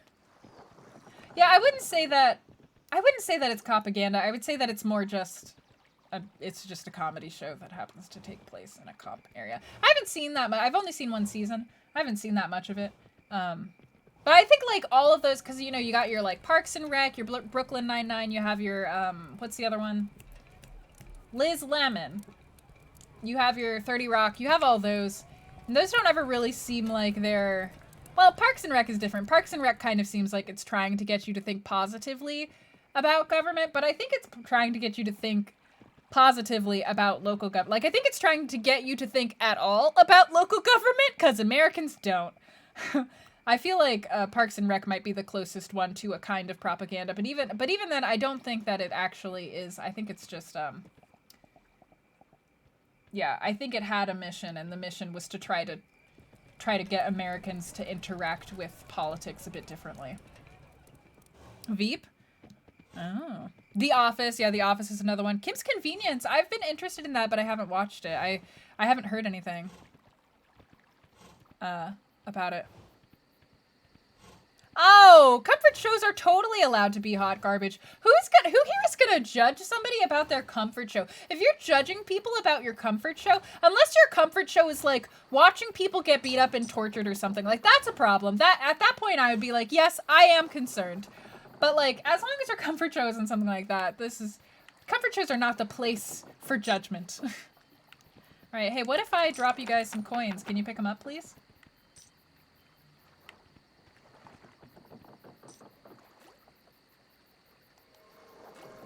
Good, they picked some of them up. You can drop coins on your people, and they'll take them with them to the next island. So I'm trying to leave with like a full bag of gold and some coins in my peeps. The Super Mario Bros. Super Show. Comfort shows should be hot garbage. My comfort show is House Hunters. How are you going to talk about like that's not terrible? It's so good. Please give it a try. I'll have to give it a try because it sounds like something I would like, I think. Definitely don't think about local gov. The episode of Parks and Rec with Joe Biden. Amazing how that has aged. Incredible how that episode has aged. Just a wild experience. Wild experience. NBZ! Another Charito month. Thank you for resubscribing. Welcome back to the fold. I like Parks and Rec. It makes me like... You know, I feel like... we're just a nation of fucking cynics and it sucks.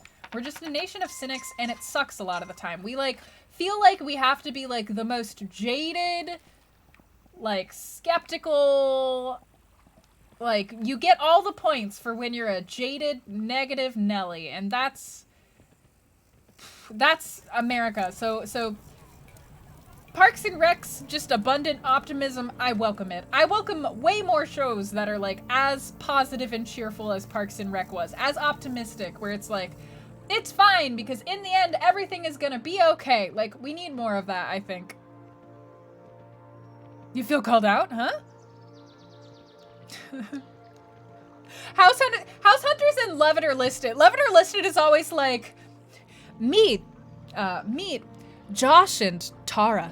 Josh and Tara have been living in this 1,000 square foot 3-bedroom house for 15 years. But now, with 7 kids and 1 grandmother on the way to move in with them, they're realizing that they need more space. Can Hillary get in there? And what's the word? I'm forgetting what the Hillary Farr. Can Hillary Farr get in there and design the space to give them more room? Or will they go with David? Will they go with David and move into a new house with all the space they need? That's Love It and List It every time. I just can't. I can't. Love It and List It is just like, it's wild. Every time I'm just like, ah! And then, like, you just watch the whole episode, and there's always, like, somebody who's just being like, Hillary Farr! Like, so Hillary Farr is the designer and the renovator, right? And the whole show is fake, so it's fine. Like, we don't need to go into how fake the show is.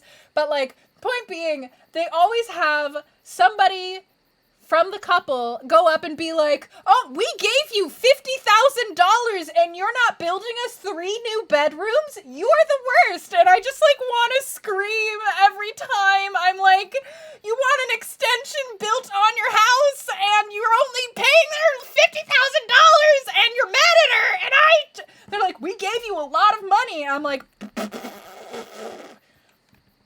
it's fine. They're married? Hillary Farr and, oh, they're not actually married, no. They are not married. Hillary is divorced and David is married to somebody else. Oops, that is not what I meant to be doing. Go pick it up. God, but it seems like they should be married, right? No, they're actually just really good friends. Not that I've done a deep dive on the lore behind the show or anything. That would be a strange thing to do about an HGTV show that's just like not even that good and totally fake, right? Who would do that? That's weird. Too many couples would buy the expensive house that was horribly impractical. House Hunters does that all the time. Yeah, that's why I've moved over to Love It or List It, because Love It or List It, you get to look at new houses and look at a renovated house, and every now and then, like once every like 6 episodes, they'll sandwich some kind of important nugget about how like building houses or renovations or electrical or plumbing or whatever works. Like every now and then they'll have a little educational tidbit that I'm like, ooh. I heard that. Thank you for that information. I'll store it away. Every now and then. Or maybe it's just you. When they decide to buy both, they make coffee at home and stop eating avocado toast. That's all they need to do. Who will they go with on HGTV?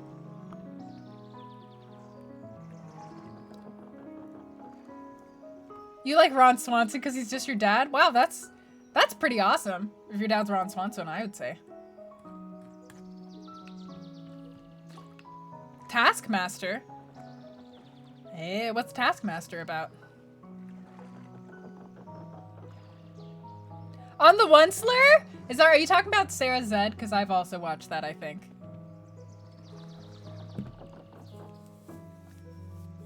You blame it for a lot of how you turned out.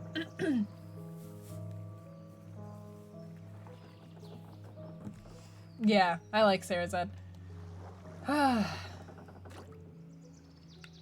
Ooh, good luck on your college essay.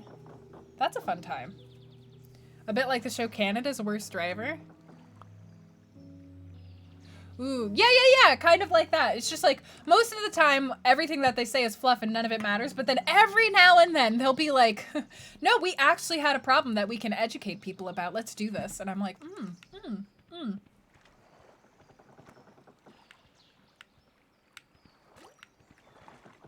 I might explain some of Harvest. Okay. Don't mind me, just, waiting, Just waiting. We're almost there! We're so close. You sprained your right hand! Oh no! Mysterio! Are you okay to type? Or does it hurt when you type? Don't type if it hurts. Canada's worst handyman. Oh, Bear in the Big Blue House. I remember that. I think that was just a wee bit, just like a year or so before me.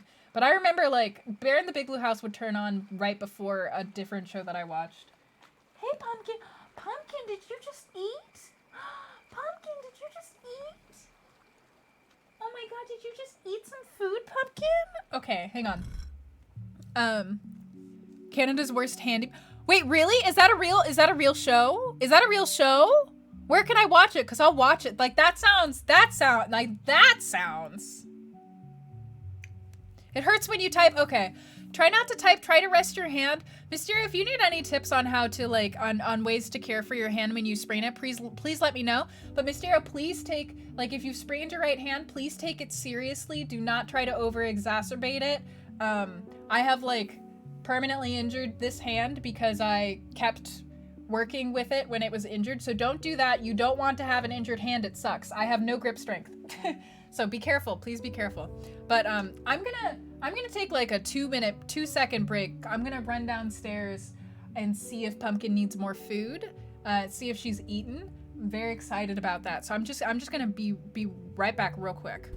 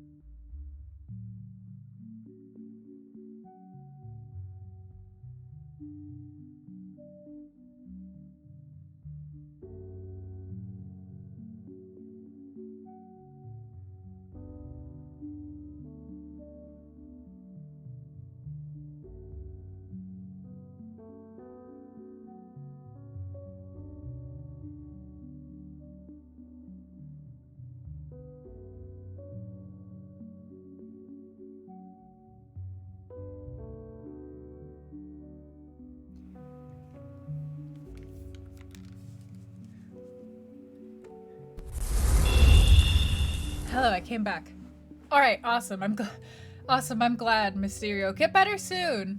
Also, Pumpkin's eating a lot of her food. I'm so excited. She's eating a lot of her food. That's some good news.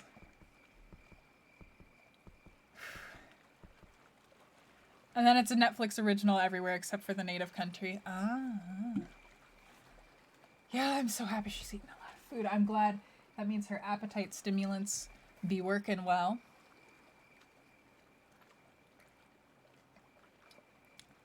Enjoy your lurk, Mysterio.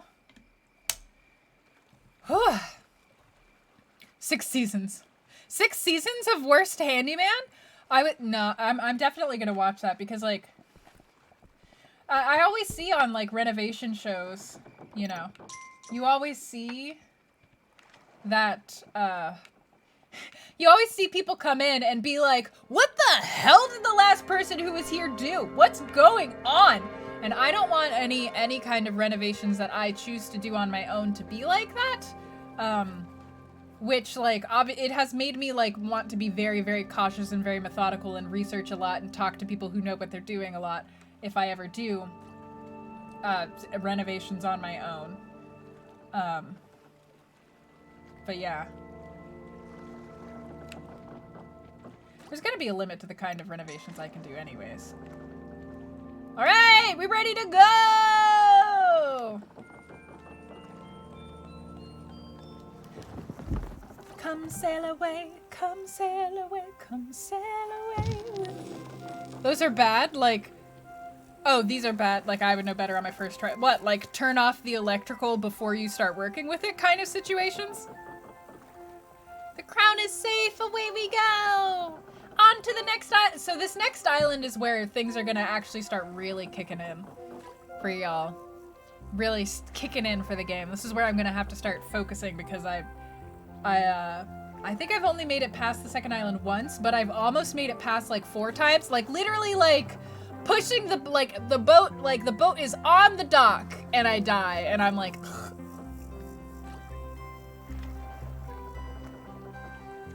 Building with duct tape? Where go there? All right, next island, go. Everybody's running this way, which makes me think that this is the way that we need to go to our new house. Oh my god, it's our new land! Take this money! Join us! It's a good time.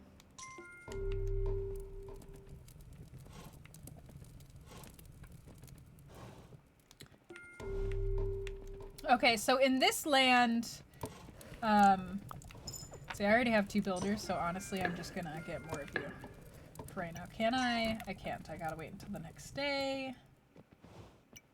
We got the, okay, so we got this guy over here. Can I build this? Not yet. All right.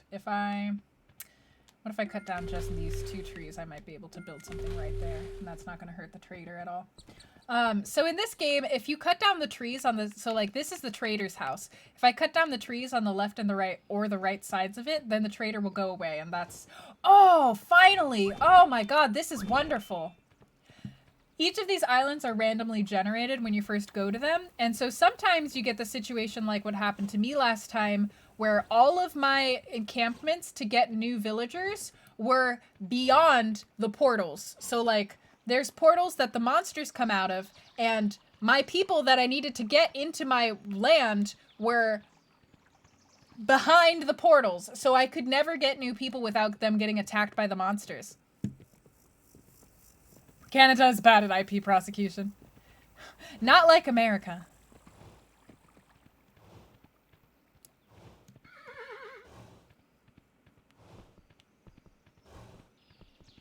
My horse is tired, so I can't run anymore. Red Green Show watchers? What? Red Green Show? What is Red Green Show? What's my favorite class in D&D? Probably Warlock, I would say.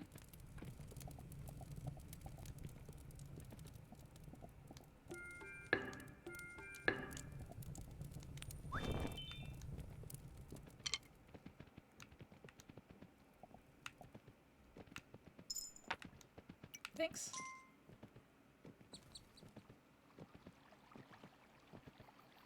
All right. Here's the boat that we'll need. The ghost of a former queen.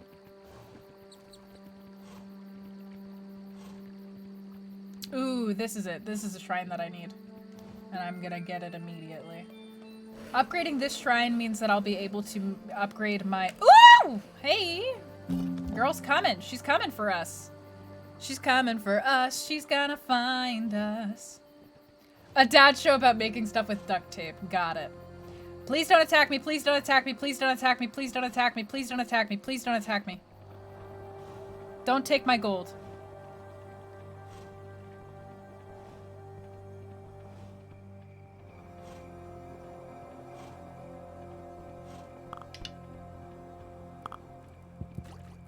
All right, there we go.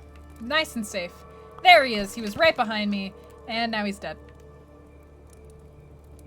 Can I? Yes, I can, and I will upgrade you so that I can get some farmers. The very first thing that we need in this world is farmers, because farmers are how you make money. So in order to make a farm, you need to look for like a stream area. So we have a stream area over here. We also have the boat over here. And can I build a wall here? I can't. And I can't chop down these trees. These are options though. These are options. Because there's no camps on this side, so these are options for, like, I could take a... I'm gonna get the lay of the land. Here's the portal. So this is the portal where the guy came out of.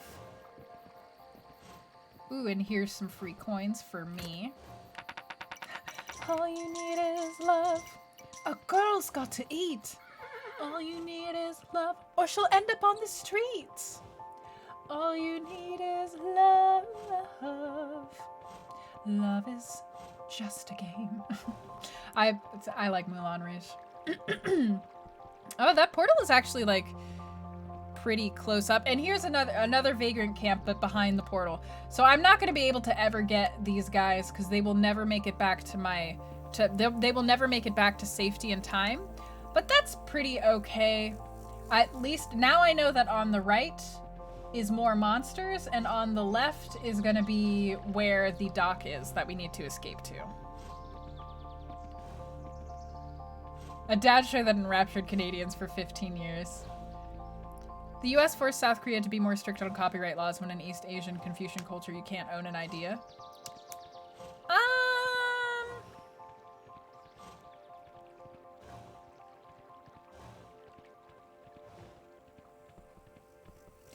I don't know anything about that, I guess. I don't know that that's specifically what it is. Yeah, I wouldn't. Yeah, I don't know. I guess I haven't researched how much the copyright laws are tied into Confucian ideals. I do know, however, that. Well, never mind. It's fine. If I haven't looked into it too much, then I shouldn't comment on it, but. Okay, so we have room. Oh yeah, please, let's just upgrade these real quickly, please. Give me your coins, thank you. Go off on your own. Let's also upgrade this, that's good. And while we're here, let's upgrade this too. I'm gonna want some of you. And I won't put anything on you just yet. Okay, so the next thing that I'm gonna need to do is I'm gonna need to figure out whether venturing off to the left... Oh, damn. Upgraded the wrong wall. Whether venturing off to the left over here is gonna be worthwhile for us if we go for farming. I'm inclined to think no, because there's already 2 camps over here. There's the vagrant camp and the traders. There is this, which is nice, but I'd have to cut down the trees in order to get to... Woo! Hey, girl, hey!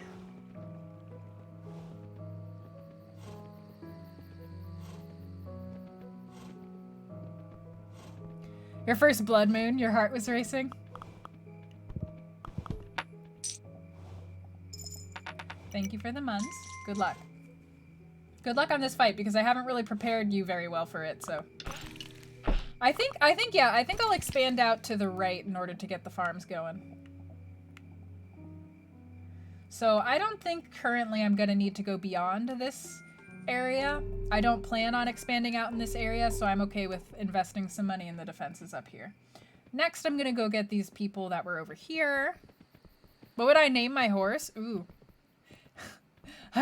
Immediately my brain was like, Epona!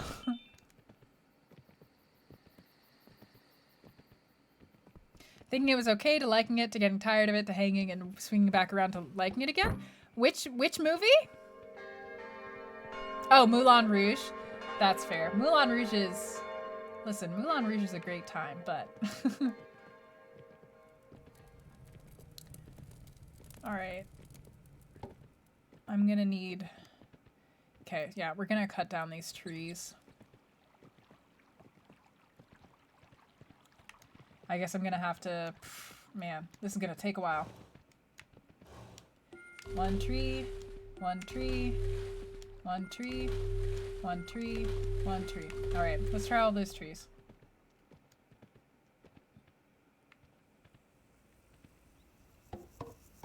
Good night, Harvest! Bye! The best horse name, Aggro. Aggro the horse.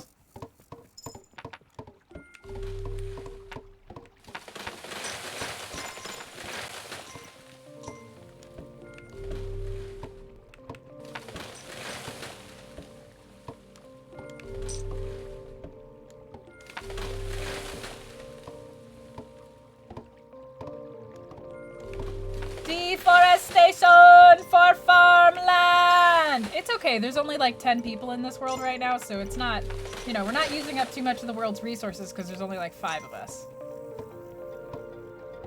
All right, good job getting that far. Can I now?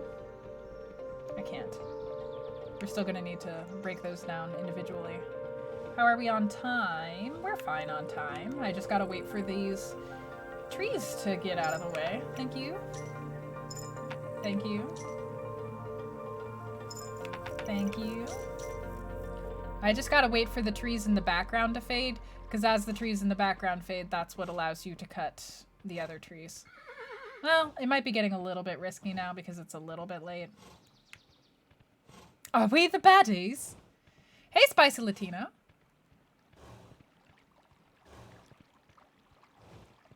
Like the days of the enemies I just killed. Aw. Thank you, Spicy Latina. Thanks for dropping in that, like, positivity bomb. I'm all about it. I'm all about it. Feels good. Thank you.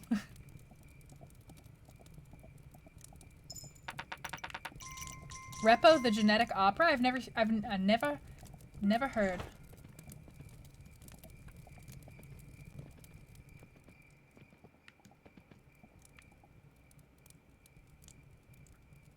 Oh, looks like... I was gonna say looks like I have a farmer, but I don't actually think I have a farmer yet. Not just yet, but we're close.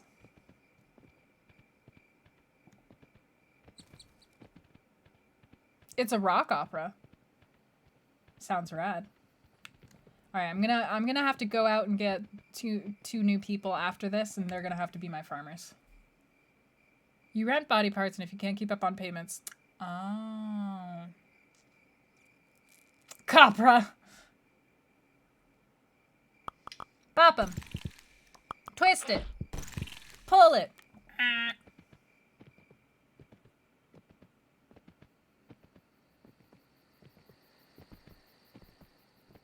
I don't remember whether I already got the...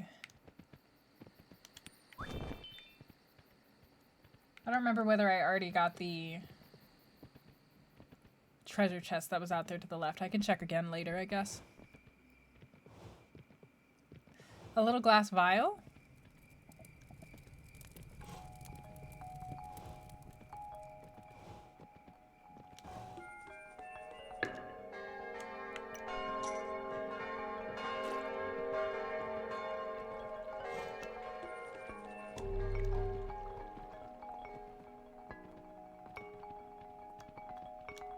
Okay, yeah, just come... Well, I'll probably... Well... Good, there's a long stretch of trees. I'll just cut down a couple so that I can have more defenses. It's Peacock Topic! That's fair. Hot Topic was never something that I was, I had a lot of friends who liked Hot Topic, but I never liked it very... Well, I mean, I would go in there, but I was just like,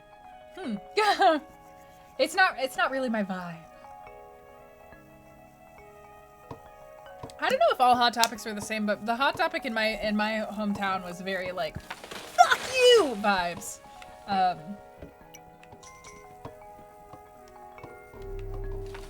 Peacock Topic.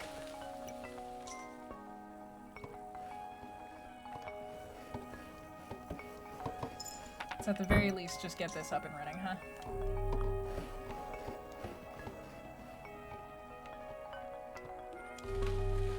I was hoping that there would be another dirt mound that I could use as a wall. Sometimes they'll appear. Because it would be nice to have this on the inside.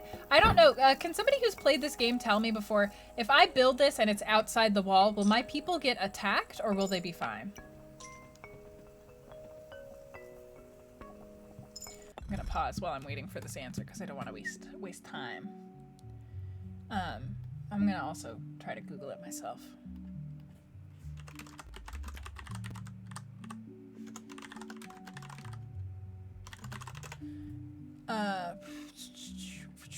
Let me check the fandom page.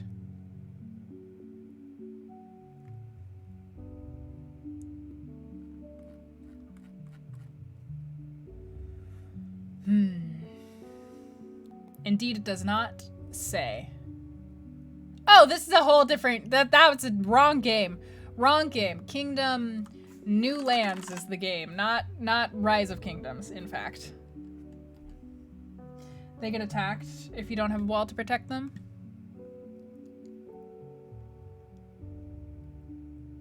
Ah!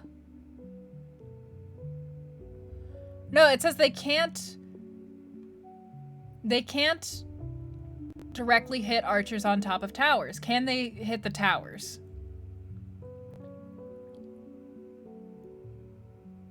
But boulders thrown can occasionally knock towered archers down.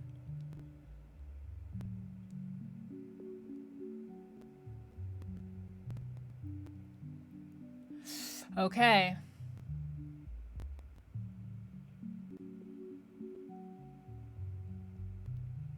Okay, so yeah, you can have them outside the outer wall and it's fine. There's some things that can hurt them, but overall it will be fine, so I'm okay with that, and I'm gonna upgrade this then. Go team! Go team! Had wrestling stuff? You were a Spencer's kid because you had 0 parental supervision. So lots of sex toys for you in Spencer's. That's what I'm getting.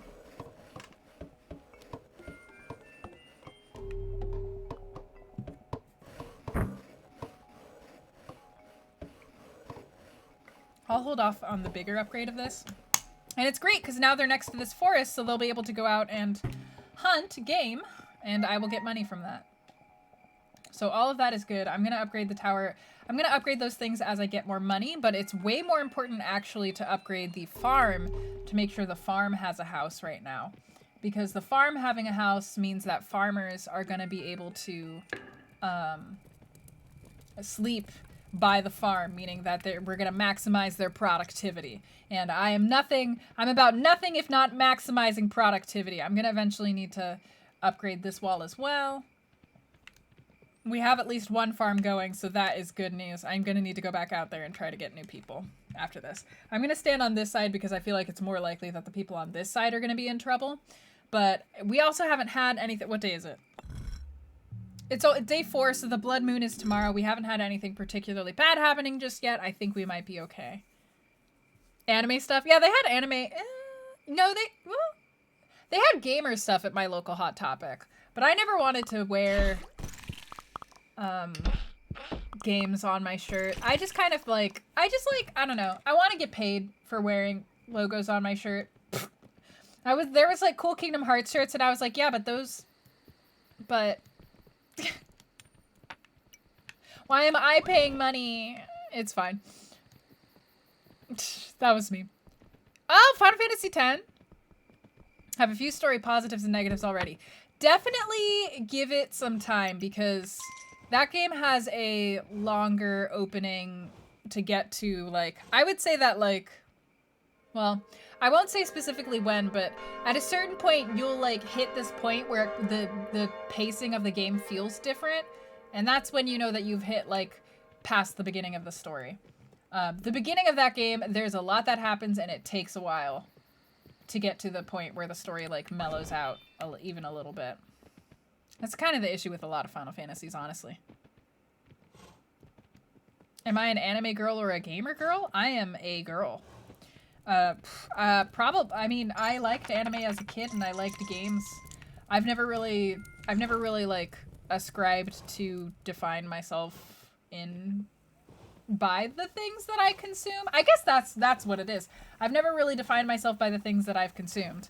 And, that is that's not intuitive to me to do.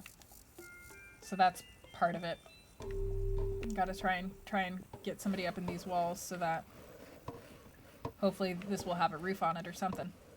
You're a sandwich boy. Every Final Fantasy game drags its feet. Fair enough. You had enough magic money for the crown. You're not gonna wear a Disney shirt, but you'll wear a Tigger shirt? That's fair. I have to really, really like some, because the other thing is that a lot of t-shirts are not even very flattering. Like, I'm kind of against wearing t-shirts as a thing because they make me look like a potato. And I spent like all of my youth wearing clothes that you couldn't see the shape of my body, and that upsets me because I actually have a very nice looking body. So now I'm just like, I don't want to have to, I don't want to, I don't really like a lot of things enough to wear them. Yeah, I guess something needs to have like a very, very special emotional significance to me. Like all of my clothes are like that. If I'm gonna keep a article of clothing because it's important to me, it's gonna be because it has a special meaning. And I don't tend to transfix special meanings onto brands as much as I do like the actual product itself. It was a graphic of a potato. Well, I do love potatoes, however.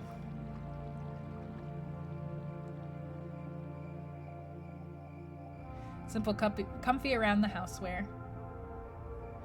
I gotta get these guys roofed, but also I need more money, so.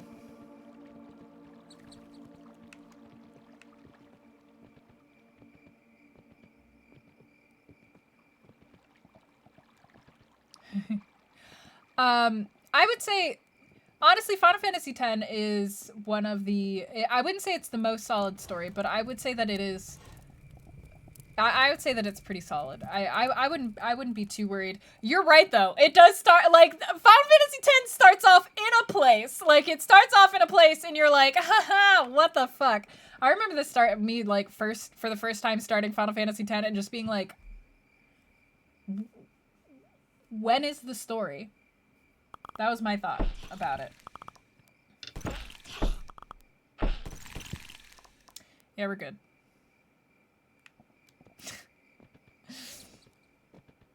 The people whose shirt it is get some money from it.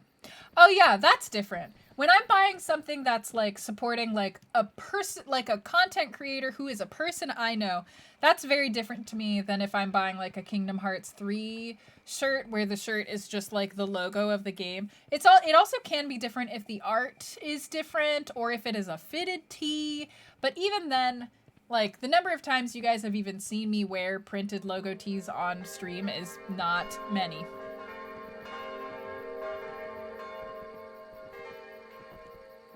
It would literally be an ad where you 100% buy a Nintendo cap like Diddy Kong. Oh, that's fair. That's fair.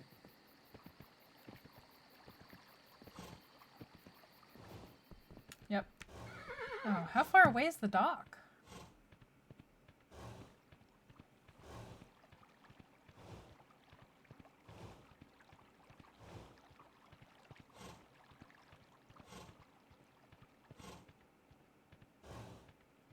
There it is. I think, unless it's another, no, that's the dock. It's a ways away. Each FF game has some glaring story issues. They definitely, I wouldn't say that each FF game has glaring story issues. I would say that you have to, like, I think, honestly, I don't think it's a Final Fantasy thing. I think it's a JRPG thing. You have to adjust your expectations for the pacing of stories when it comes to JRPGs. Especially because, like, we have, like, here in the West, we have a very specific idea of, like, how to tell stories, how pacing should go, what stories should be about, like, what conflict is, how tension works. Like, we have very defined ideas about those things, and the rest of the world doesn't share those. All the time. They don't always share those all the time. And so for us, we like to have a very small amount of, this is the beginning of the story and we're establishing it. And in other cultures, they're much more open to have like the first like 40-30% of a story be establishing the story. And that's like generally not a thing. Like, especially because a lot of our stories here in the West are pop culture stories, basically. They're stories that they're movies, they're shows, and they're like best-selling books that get turned into movies. And with a lot of those things, you need to capture people's attention immediately, and like that's just how that's gonna go. So, hang on, I need to go, yeah, I'm gonna get this. We're gonna get some of this going. You literally have a cat named Yuna? Timely ad by Nightbot. Oh, Nightbot. You like Titus as a narrator? He's fine. Like when we transition to not including a ballad in every movie.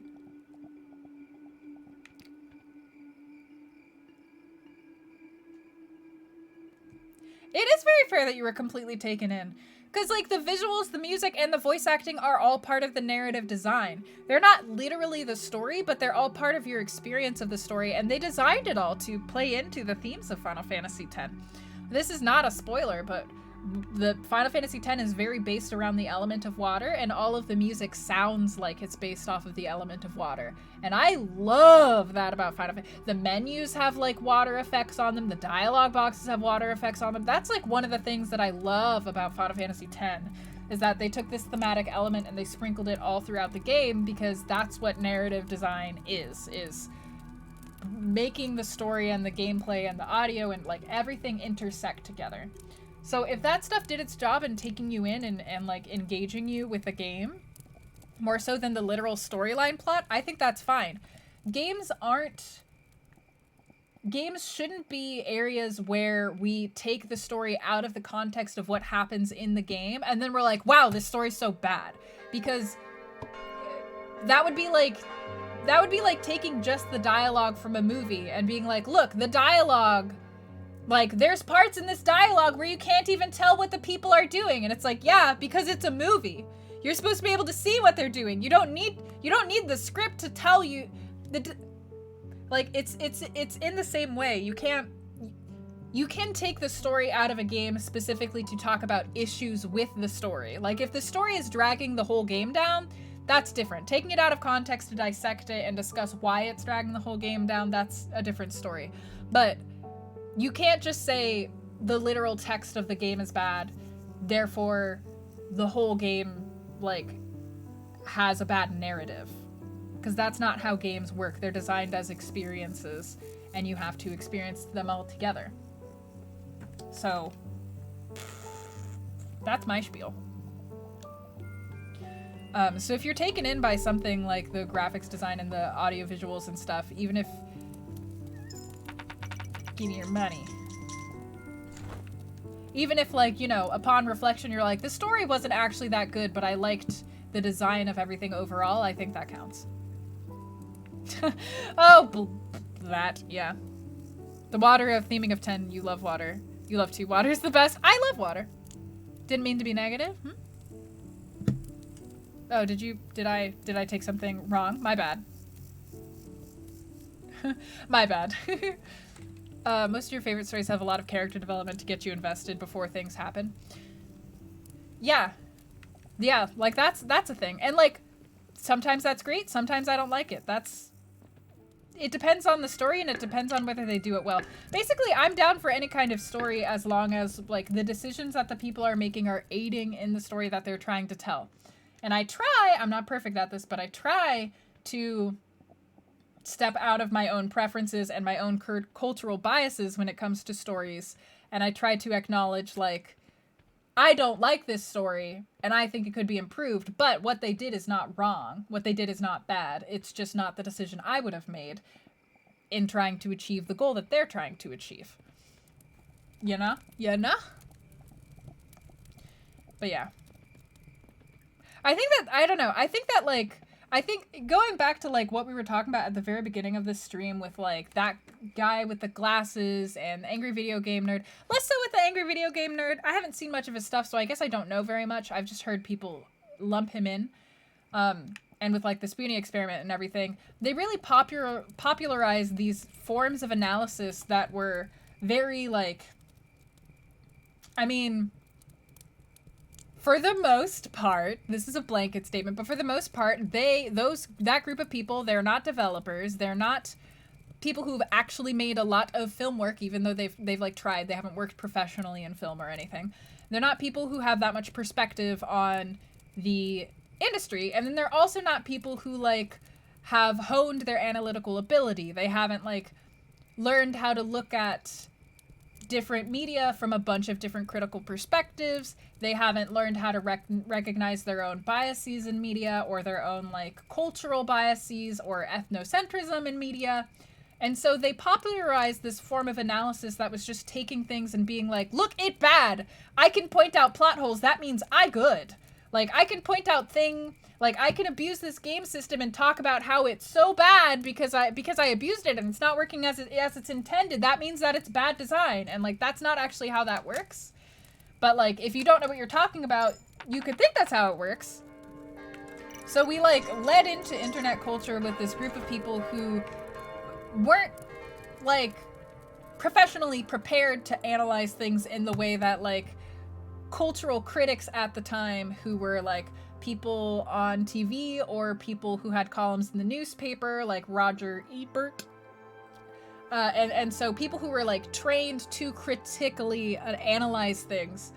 We got into the internet with just, like, actual people off the street analyzing things. And that's not bad, but it does mean that we pre-framed all analysis on the internet in a very specific way. And a lot of people have the wrong idea now about what makes media work and what makes it bad. It's the kind of thing with, like, CinemaSins. You see CinemaSins called out on this a lot because while their videos are fun and engaging and, like, should be taken lightheartedly, a lot of people take them to heart. And so CinemaSins is pointing out stuff that doesn't matter a lot of the times, that, like, aren't actually big plot holes. They're pointing out, like, set goofs. They're pointing out, like, sometimes they point out stuff that was literally explained by the movie and they just missed it and they say that it's a flaw in the movie and they're like, no, the movie explains that, but it's fine. They do that kind of thing. And then people will watch that and then get the impression that, like, oh, what's the movie? What is the... Get Out. Get Out is a bad movie. Get Out is a bad movie. It's like I remember watching the one that they did on Get Out and people walked away thinking, like, wow, Get Out is a really shitty movie that, like, has no skill in it. And I wanted to, like, scream because that is, like, the furthest thing. Like, you can not like Get Out, that's fine. You cannot like it. But to say that it's a badly told story is incorrect. Like, it's just incorrect. You don't have to like it. You can want to have made different decisions. It cannot be to your taste, but it's not a bad story. Stories are kind of like formulas, so you can know when it's good or bad. It's not really up for debate. Your opinion is up for debate, but, like, you know what I mean? You know what I mean?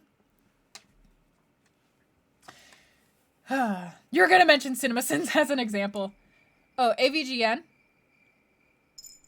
He is a cinematographer. Well, yeah, like I said, I haven't watched AVGN, so I don't actually know that much of it. But AVGN was talking about games, so he's not a game designer.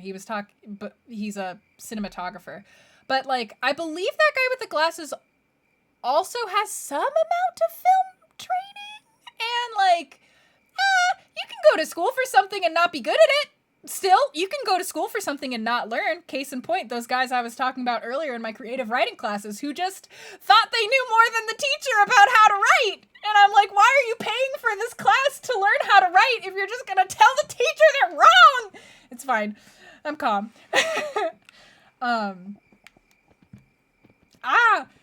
Yeah. So, but yeah, AVGN, I don't know if that applies to him, so don't take that to heart for AVGN. I've just never actually watched stuff. And also, like, everything that I've ever heard about AVGN, like, as far as, like, content creator circles, I've just heard he's the nicest guy. I've just heard that he's so nice. So, that's fine. There are objective markers on how well a story works, is what you mean?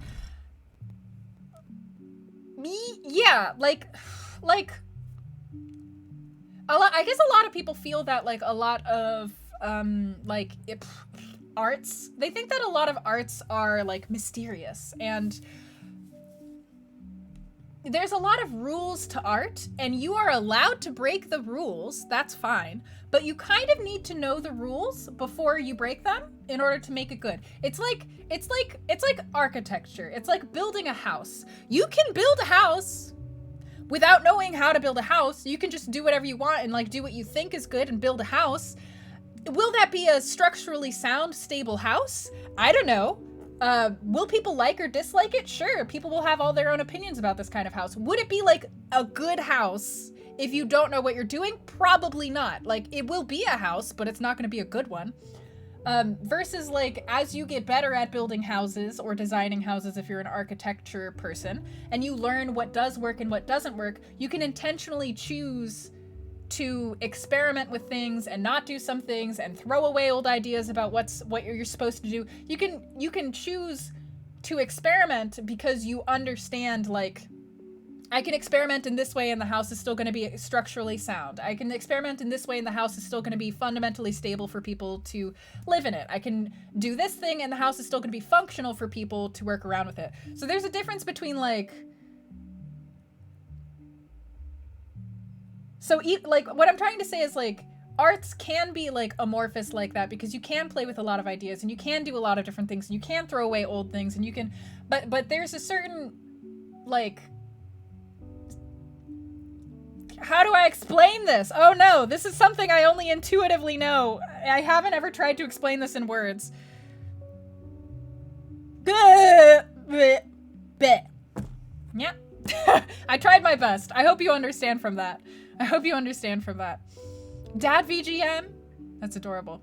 Maybe in a second, Mysterio, I'm gonna catch up because I've just been talking and I haven't listened to what everybody's been saying. Oh, he's a very passionate indie maker and watcher.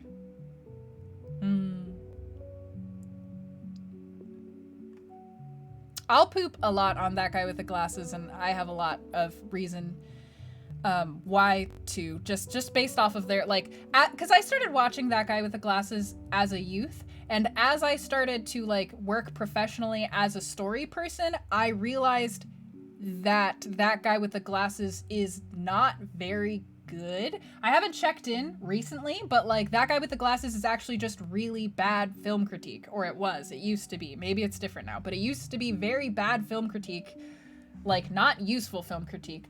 It's fine if it's okay that they just want to be funny, but you can't go around misinforming people as comedy and then be like, I'm just trying to be funny. What's the problem? Like, you can't do that. And like, just like with CinemaSins, where it's taking movies that like are flawed, sure, but are like good movies and leaving people with the impression that actually the movie is really bad and really terrible and they shouldn't give it a chance to watch it because it like the filmmakers were incompetent and the people didn't know how to do their jobs. That's an entirely different thing compared to like you can make something about that is comedic and not also give the impression that and how you write movies. You know what I mean?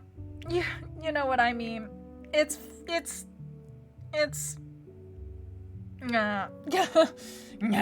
Sorry, I'm still trying to read things. As with all narrative techniques, yeah. They can be done well or bad depending on how they're used. Yeah. You tend to like being able to hear the MC's thoughts. Being able to hear the MC thoughts is one of those things that like a lot of people are just like, boo, you can hear narration in a film. And I'm like, no. It's not, like, having narration in a film is not inherently bad.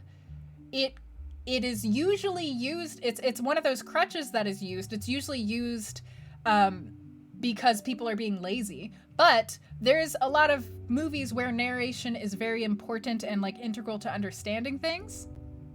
So you can't like blanket statement just be like, oh, it's a movie that has narration in it bad. Meh. Meh. It's about how you use these techniques. Yeah, AVGN is more a comedy than a review. Even Ebert has his opinion flavor his critiques. Yeah. AVGN is actually satirical, but the copycats are definitely... They all say that they're satirical, and I'm not sure that... I don't know. It's that whole thing about satire, right? If you're saying that you're doing something satirically and a decent chunk of your audience doesn't know it's satirical, is it actually satire? That's a question. Cheers, Mysterio. James Rolfe has a film background, but I'm talking about AVGN in terms of he's analyzing, or at least I thought he was, maybe he doesn't, but I believe the Angry Video Game Nerd analyzed video games and he's not a game designer, is what I meant. Objective mark is on blah, blah, blah. Sorry, not blah, blah, blah, but I already read it. So that's why I was like, blah, blah, blah. I've read that.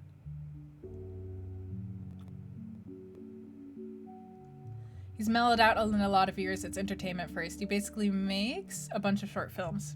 Yeah, I know that he does that. Went to school, but not good at my subject.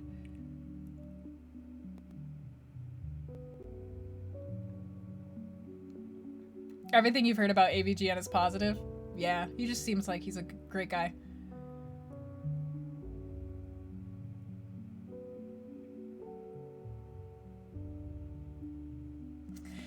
Sorry, a lot of the reason, well, I haven't watched Yahtzee in a long time. A lot of the reason people don't get angry at Yahtzee is because he's actually criticizing the game well. A lot of the time, not always.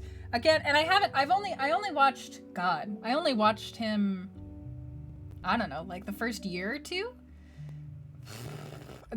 I don't know. For like the first couple of years that he was doing it is when I watched him, so I don't know if he's still the same.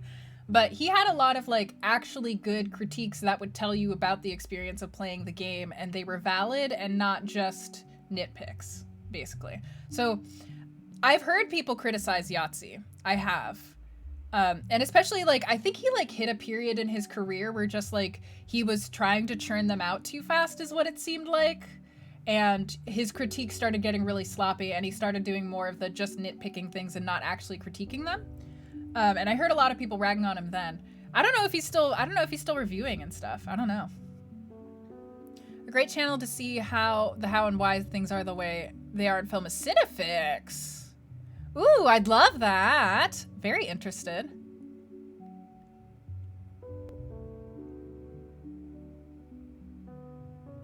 You always thought the use of actual professional reviewers is kind of limited because only you will know what you like.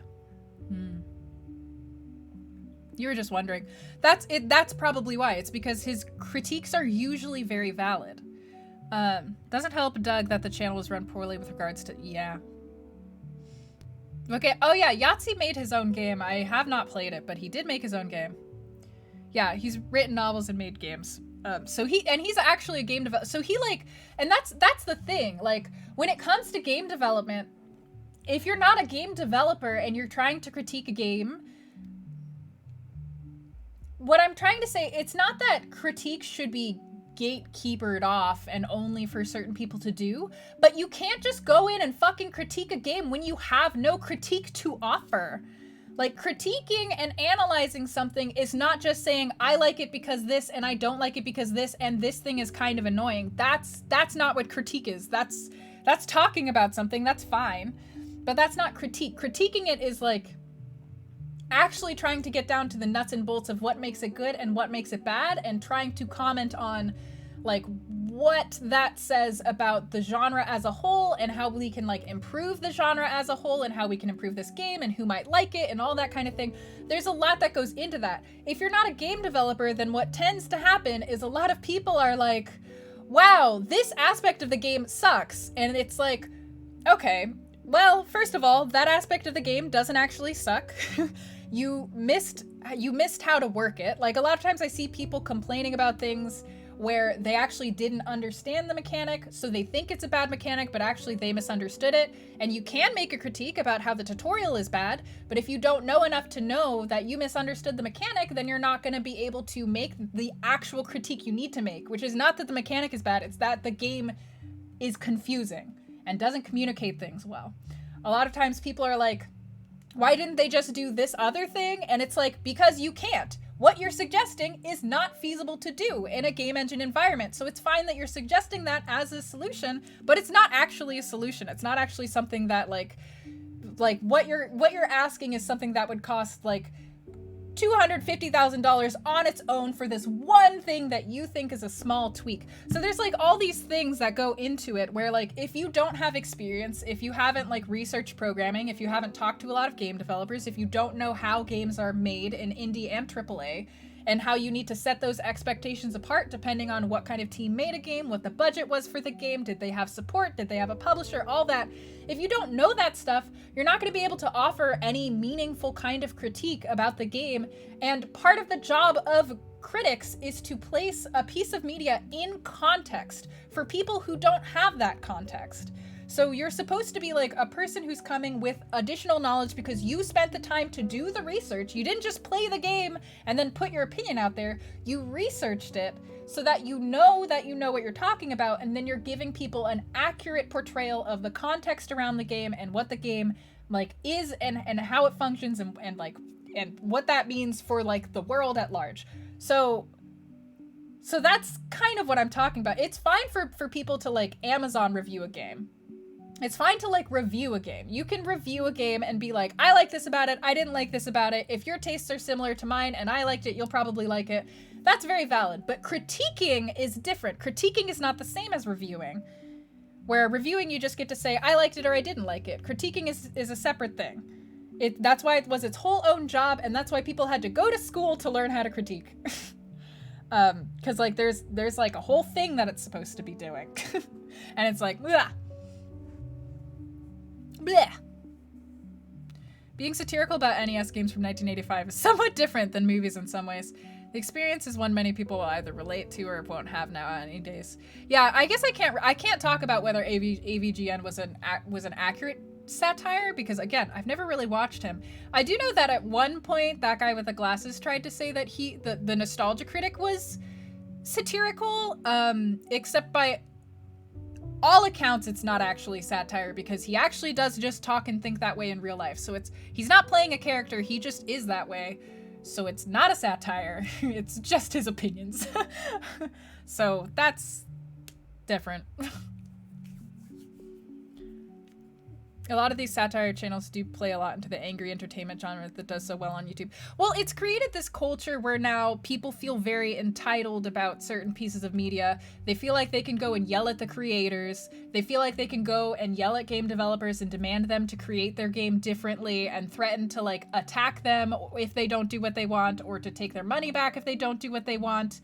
Like, you see a lot of people being like, I played this whole game and I played it for 40 hours, but then I really didn't like the end, so I want all of my money back. And it's like, that's not how that actually works. Like, you played the game, you got the experience was what you were paying for. You don't have to like the experience, but that doesn't mean that you then get to get your money back just because you didn't like it. You played the whole thing already.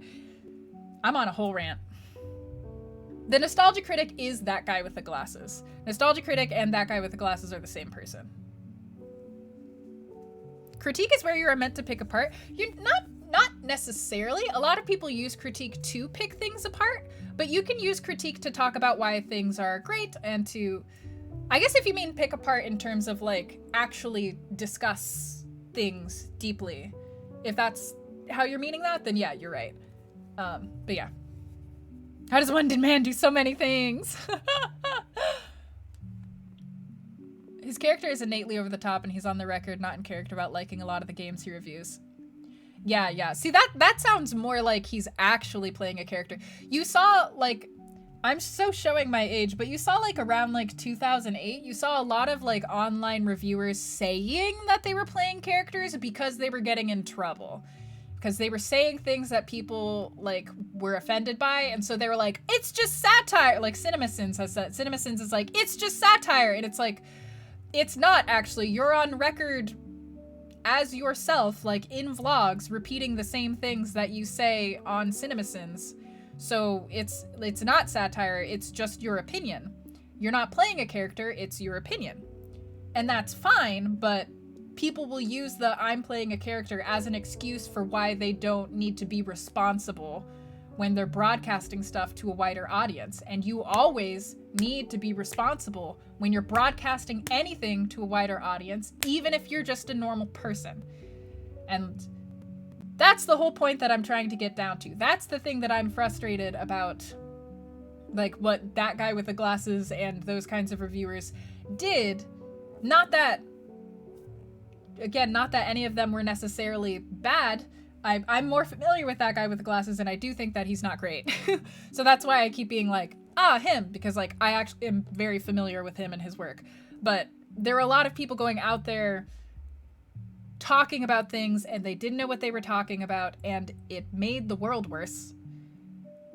Because even if you're just going out there and you're just stating your opinion, if you're choosing to put yourself on the internet in a position of authority, which is what you're doing when you make a review or a critique or an analysis or anything like that. You're putting yourself out there as an authority because you've watched it, you've presumably done a research if you needed to, and you're putting this out there for people who might not have come in contact with the game or who have come into contact with it and like want to hear your informed opinion about it. If you're putting yourself out there as an authority figure, you need to be fucking responsible with what you say, because you can't spread misinformation. You can't like mislead people en masse about what things are and how film critique works and narrative critique works and how games are developed. You can't mislead people about that kind of thing, but you are probably going to accidentally do that if you don't do your due diligence and research.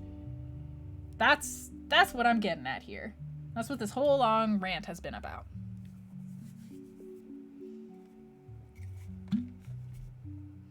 Yeah, honestly, I wouldn't be just based off of everything that I've heard about AVGN, I wouldn't be surprised if his work is like incredible, because he seems very thoughtful, he seems very kind, he seems to like think very deeply about what he does with his characters and what he does with his channel, and like what kind of impact he's gonna leave on people. He seems to have taken responsibility for the power that AVGN gave him really well. No sleep for you. Oh, hey, Zareka. Hey, pairing. Cheers. Retake Mass Effect 3. He states he made his first video as satire as a character he played and it blew up. And a gamer second. That makes sense to me. AVGN's better about leaning into the over-the-top character of it all, while almost anyone following in his footsteps has too much theater kid energy. That's funny. I guess I'll have to actually try and find and watch an AVGN video.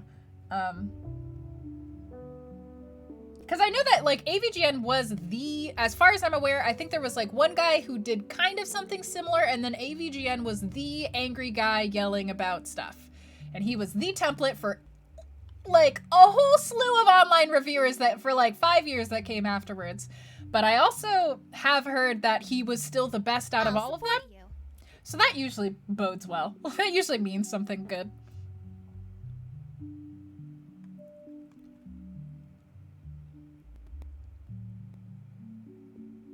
Because he knows how hard it is to make something, yeah.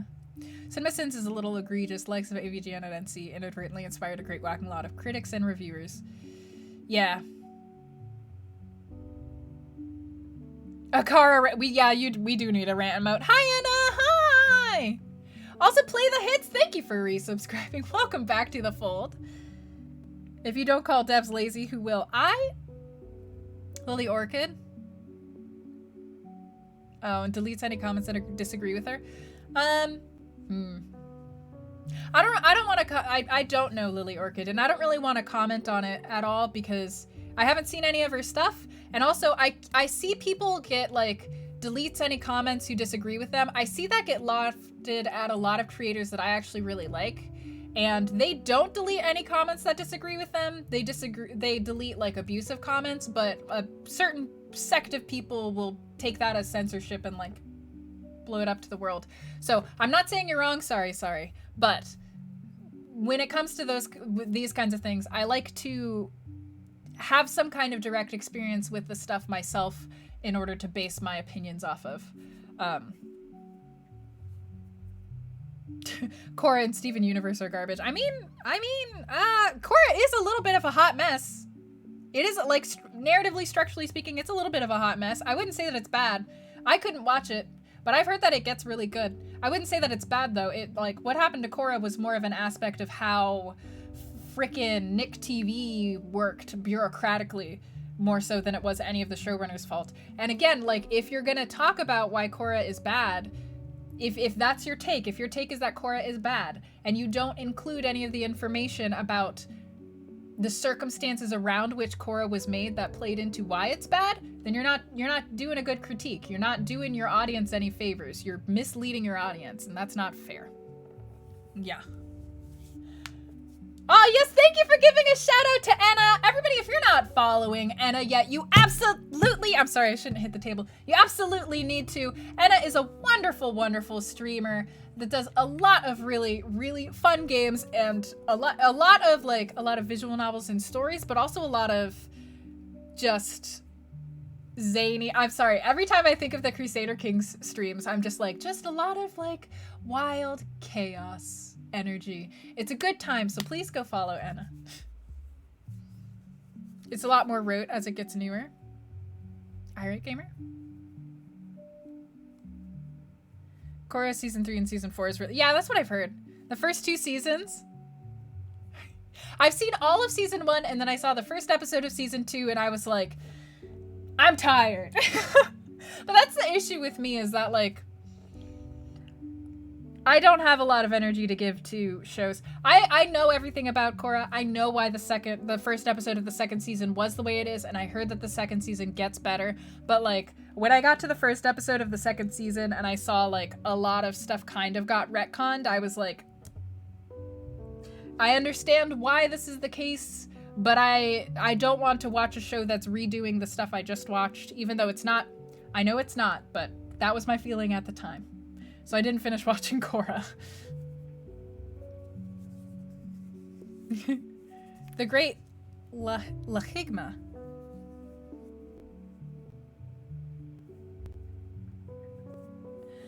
Again, if it, I can't say anything about that. Sorry. Just because I don't know what her reasons for calling Rebecca Sugar a racist are. I don't know whether they're valid at all. They might be.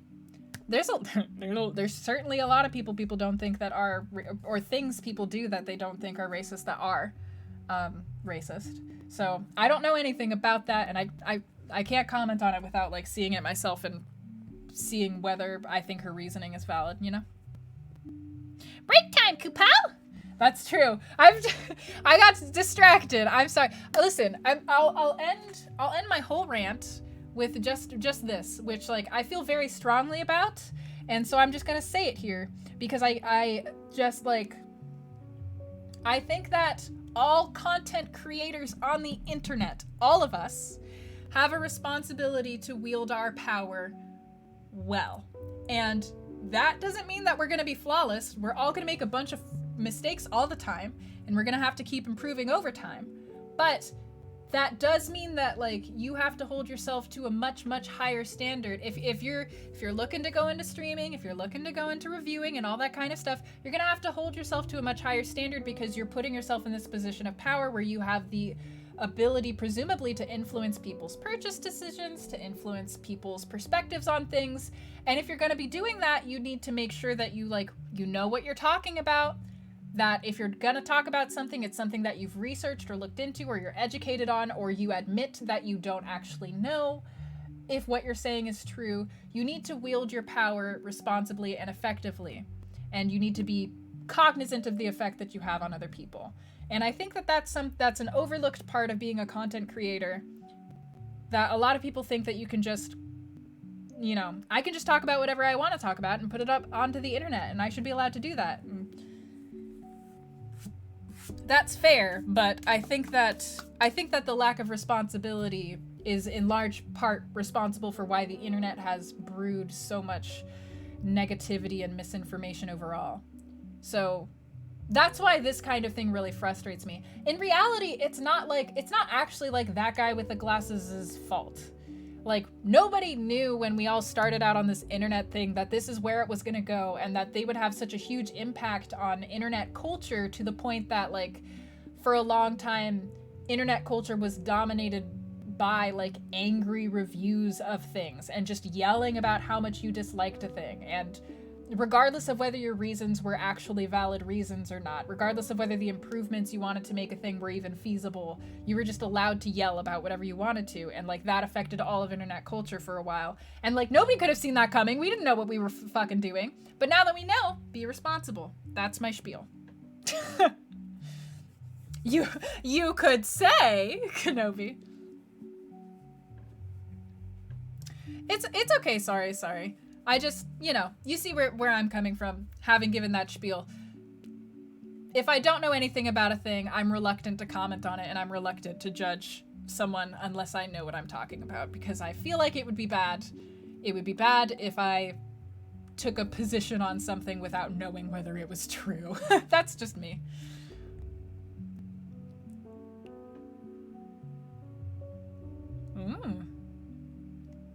Oh. Wow, that sounds like a really great channel, Space. Does he mostly review horror? I'll check him out if he reviews literally any movie that I like. And then I'll check him out, because that sounds good. People do love yelling. You can kind of blame the snowflake for the avalanche. You can, kind of.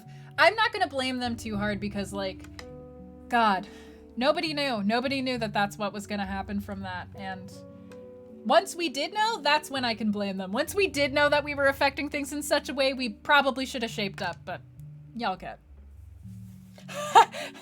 Are you Canadian? Okay, so I'm gonna be right back then. I'm gonna take a little bit of a 5-minute. Oh my God, it's almost been 3 hours. Look at us go. I'm gonna take a brief break. Go get yourself some water. Go get yourselves a snack. I'm sorry for ranting and raving for so long. It's something that as a content creator and a game developer, I feel very passionate about. So go get some water, go get a snack, stand up, stretch, rest your eyes. I'm gonna go check on Pumpkin and do the same. Horror channel. I'll go see if he has anything that I've seen to watch. But all right, BRB.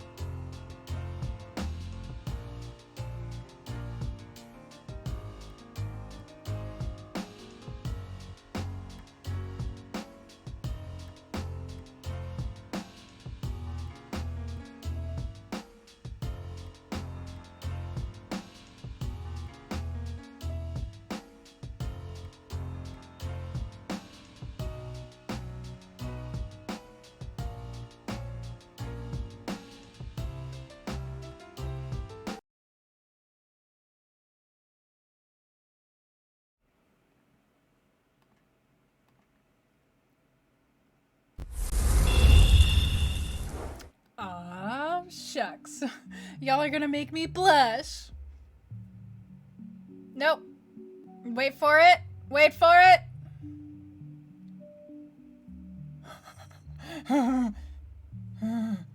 Focus on me. I'm here. I'm here. Do you believe I'm here? My camera's being very temperamental. The Dead Meat podcast is more up my lane. Oh, there it goes. Witness. Yes, we're here. We've done it. Talk about horror. Ooh, moral panic. Native American representation in horror. Oh my goodness. I would love to know that. You see me. No, you can't see me at all. It's a lie. I don't even remember what I was doing.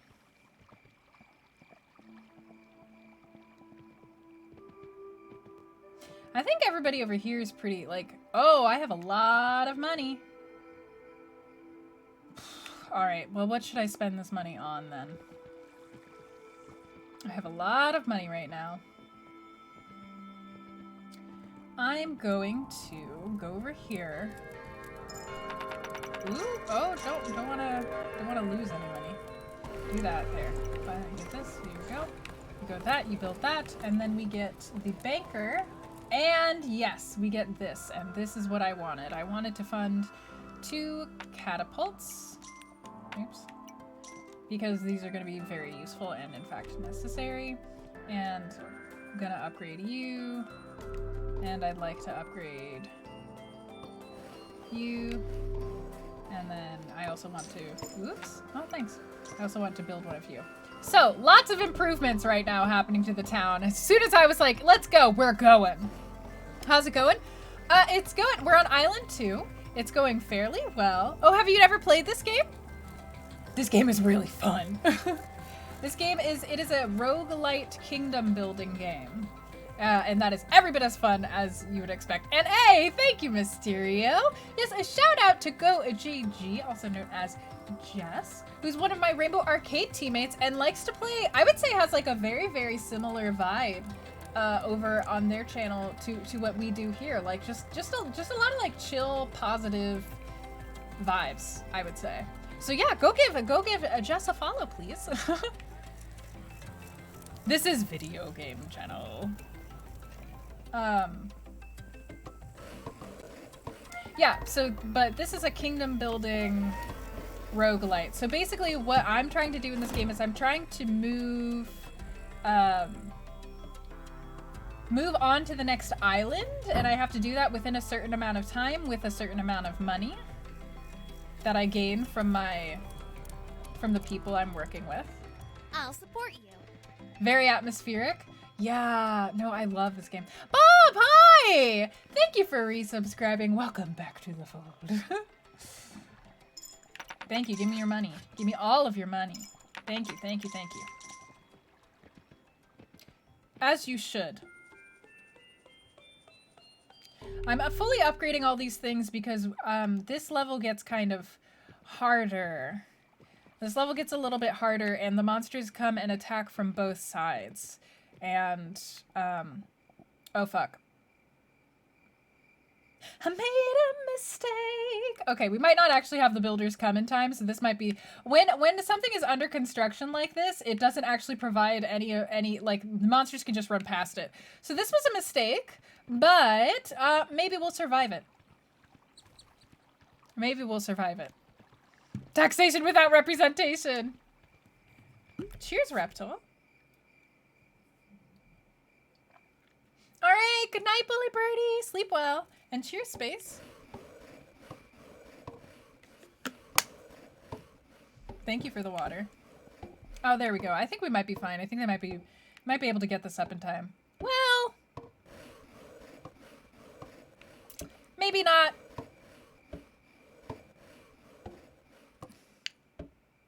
Oh, there they are. Ooh, good job killing. Yeah, just shoot some of them down before they get out. This is going to be a lot of money I lose out on. This is going to be a lot of money.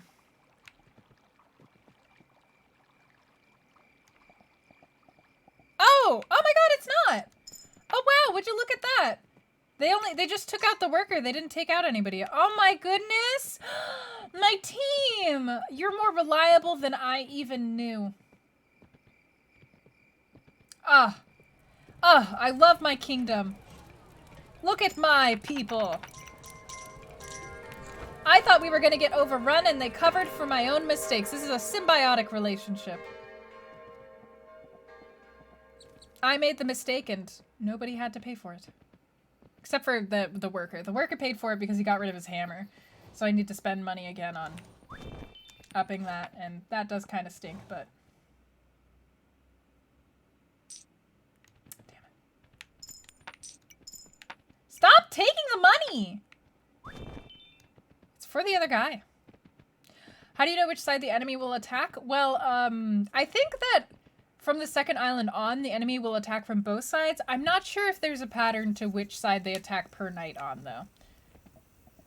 I'm not sure if there's a pattern to that. Did I? Yeah, I guess I must have already. And that's why my builders weren't coming to this side yet. They were busy getting the catapult, I presume. Where is the catapult? Did they get the catapult? There they are. Yeah, there's the catapult. So my builders were busy bringing the catapult over to this side, and that's why they didn't build the wall in time. Yeah, the water does look really good.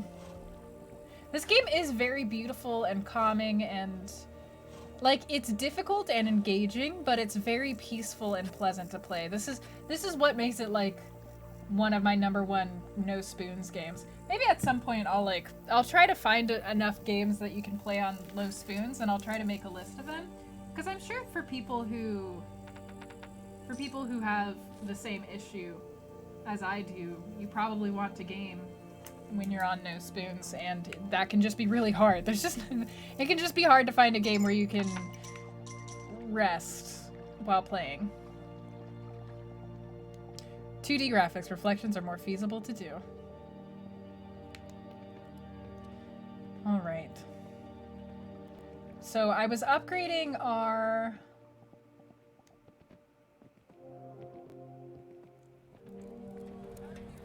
town hall because I want something. I want something from here and I want to take it with us, and what I want is a knight. You can get knights and they will... Oh, my workers are going to be really busy for a little while. You can get knights and they like command tiny little armies, and they're very useful. They do a good job.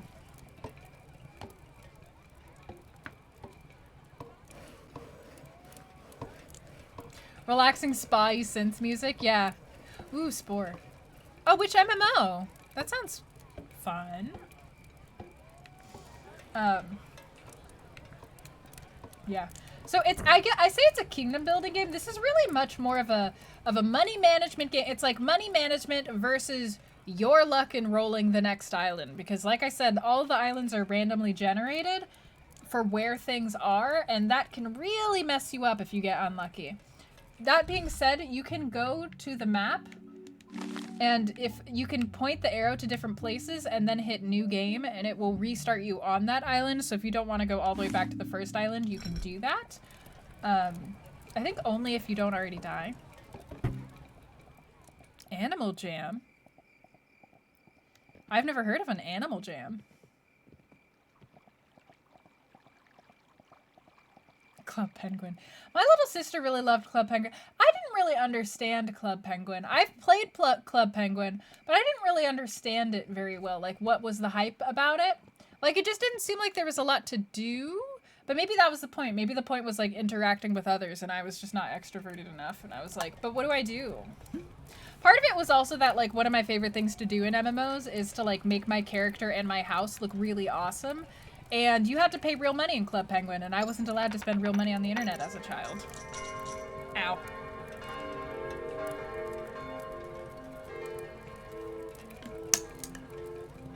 Kid MMOs from your childhood.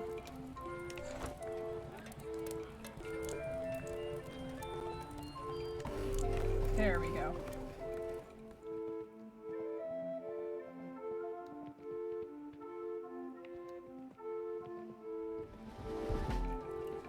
There we go.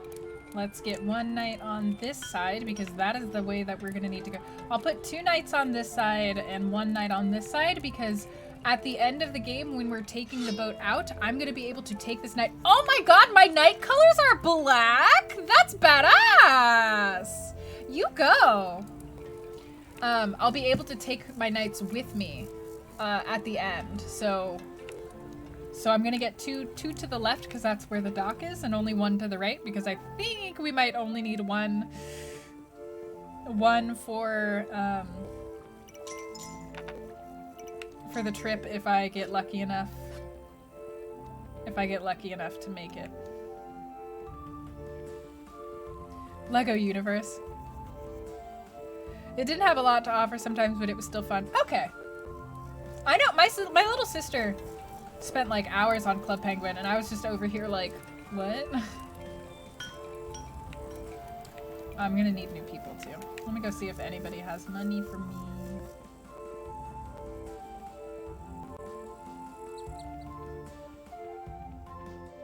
No money.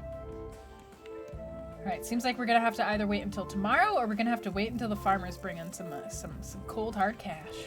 Some cold hard chocolate cash.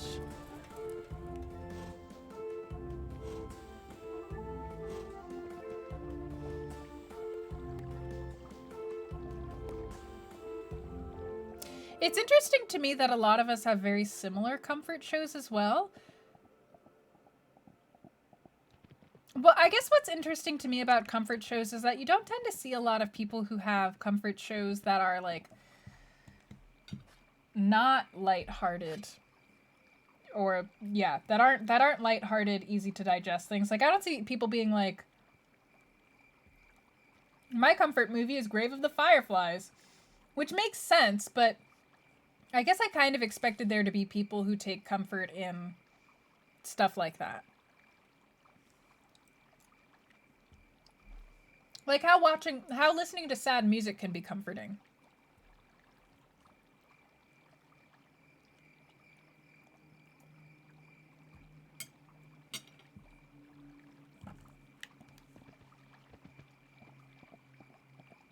That laugh riot. That laugh riot. Oh, what a fun movie. I've never seen that movie and I don't want to. I'm sure it's very good. I believe that.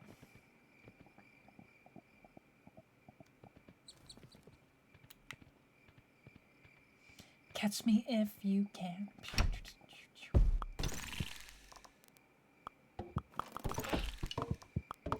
Eventually we'll get like big hordes of creatures.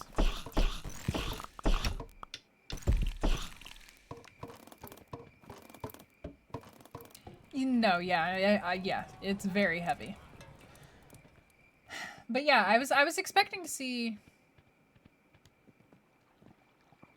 Warrior when you want to have a couple good cries. Unwinding with Akira. I have seen, that is a movie that I've seen. I have seen Akira and I did not know what I was expecting, but that movie was not it. I don't know what I was expecting when I was like, I guess Akira's always tossed around as one of the greatest like anime movies ever. And I watched it and I was like, that wasn't what I thought was gonna go down.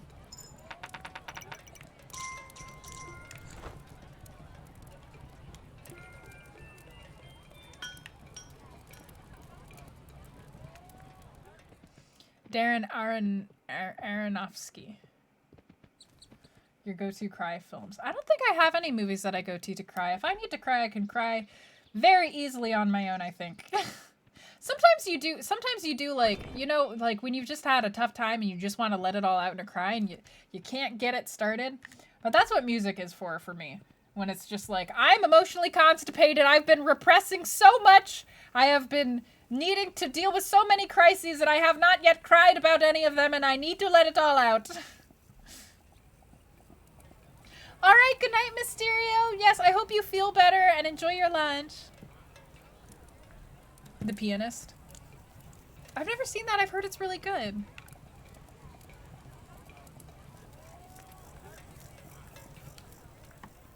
There's a lot. You've got a lot of good comfort shows that were recommended at this point.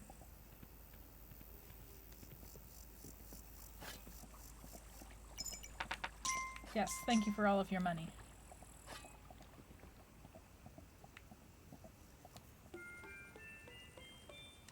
All right, so I think it's now that we've spent like a lot of time not working on the boat, I think it's about time we start working on the boat because we're going to start running out of time.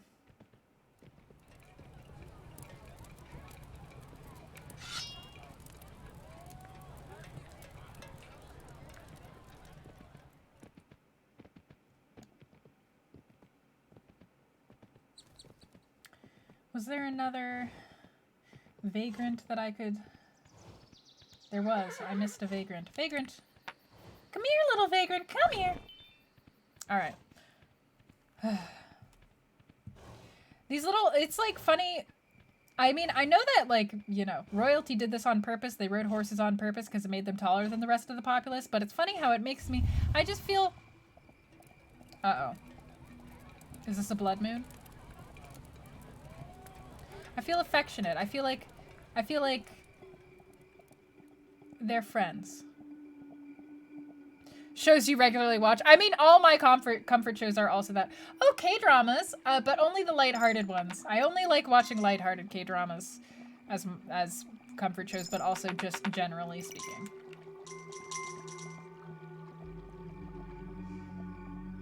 Oof. That's a blood moon.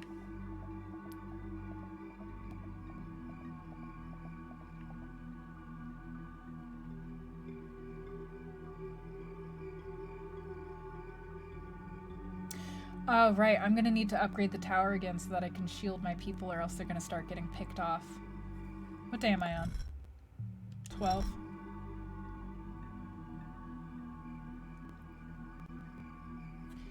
Alright, I guess there wasn't anything for these guys, only on the other side. I'm gonna upgrade this to hopefully give them a roof so that they will not be in danger of some of the other creatures that are coming up.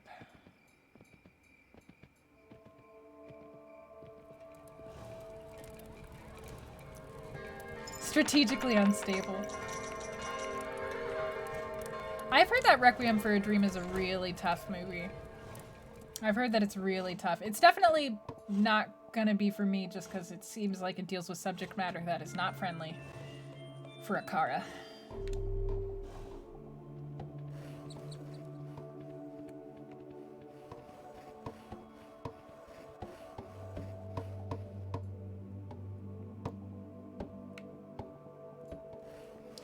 Yeah, but I've heard it's really tough. Hopefully that's gonna get them to have a roof over their heads, which is the only thing that's gonna protect them.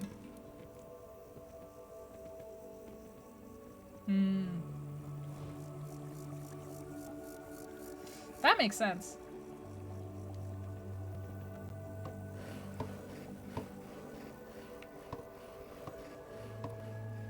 Oh, so they're yellow and black. All of my knights are yellow and black. Some are all yellow, some are all black, some are mixed. Okay, well I can't upgrade it any more than that, so that's what it's gonna be. Alright, now we start working on the boat. Might be a little late for that, but you know, we're gonna do whatever we can. And if we lose, I guess that's it.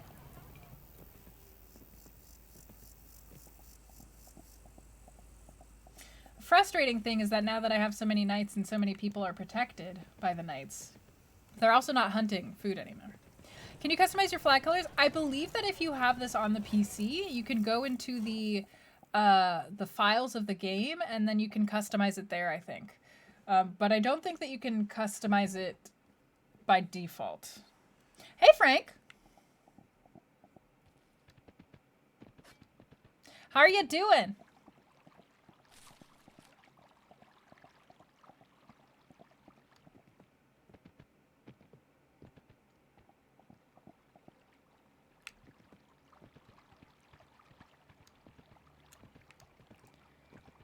Some pictures of the room? Ooh, yes, please. That will be fun.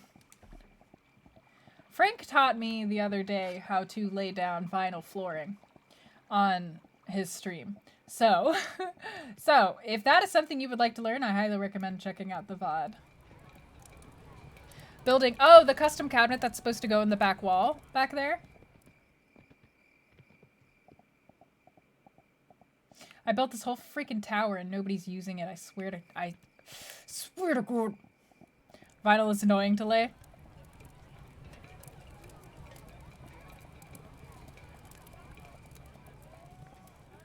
I'm nodding, but I guess I can't really know. I can't know for sure. Until I do it myself.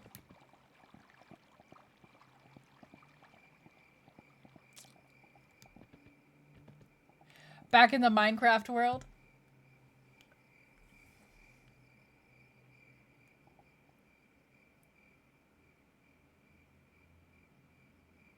I'll support you. Hey! Aw.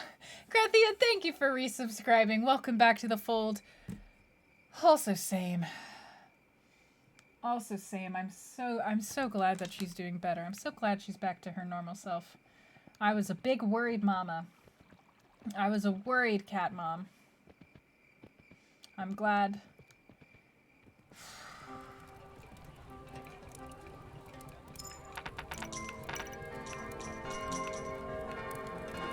All right.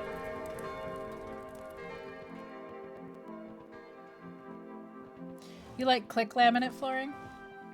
I don't know if it's the same as click laminate, but I tend not to like laminate at least.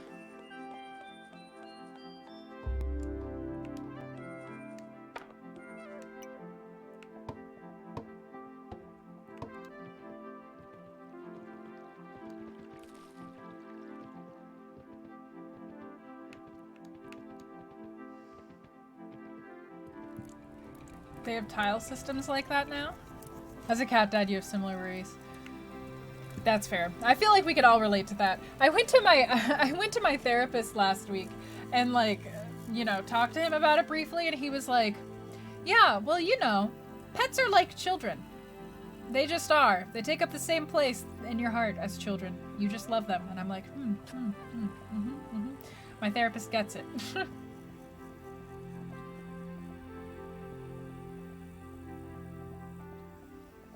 It's real hardwood. Oh. Oh! That sounds great, Chase. Is it okay? Yeah, go ahead and post a link. Thank you for asking. Give me all your money. I need it to do a good job. And to save all of you. Except not actually to save all of you. I'm gonna leave on a boat by myself and I'm gonna desert the island and you're all gonna be all on your own. But don't worry about that until tomorrow. Dawn! Aw, thank you so much for the 4,000 biddies! I appreciate that a lot. Thank you! How are you doing today, Dawn? Bag of money. Bag of coins. From comparing it to your situation with your dog, I mean relatable though. That's a very relatable mood. It's like, it is disrespectful for me to compare my pet to your child. However, is it truly? I feel the way I feel. Oh, I'm glad that you're doing great. They'll self-govern and build a utopia. I'm sure that they will. They will be perfectly fine and safe the whole time, and nothing bad will happen. I don't know that I'm going to be able to... What day is it? 14? I don't know that I'm going to be able to do this in time. I might need another farmer. I don't know. I only have the one farm, and that's not a lot of farms for this game. Especially now that my hunters aren't getting food.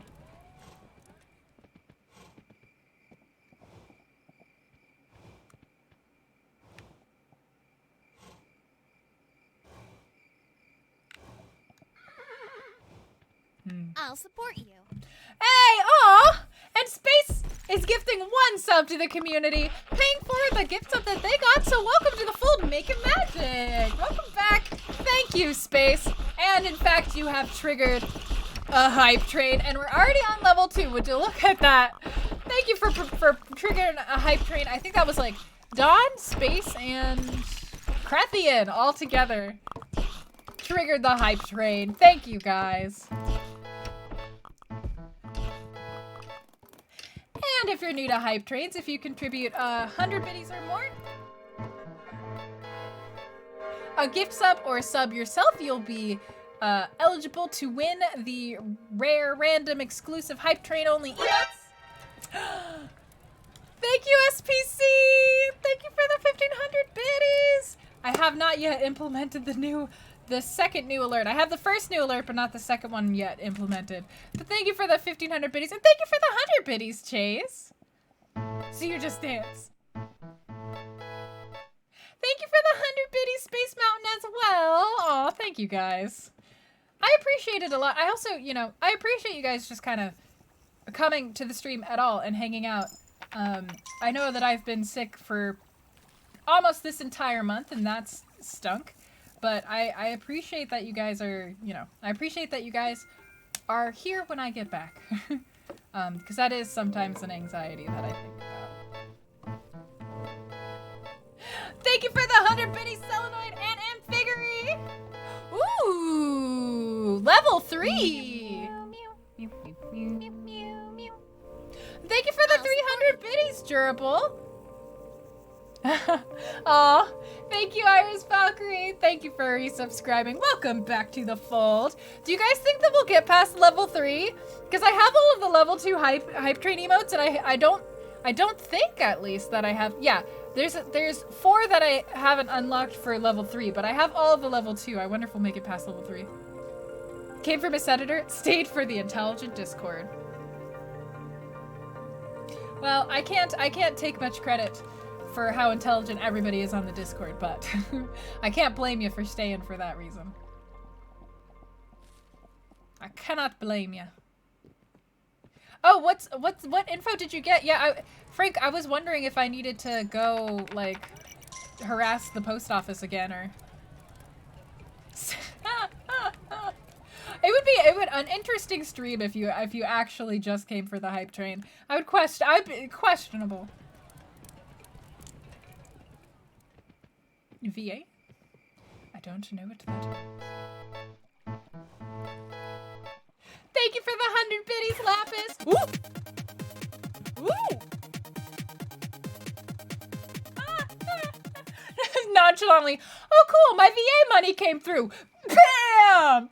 With like a full kablamo. Damn. SPC has gifted 10 subs to the community. So welcome to the fold.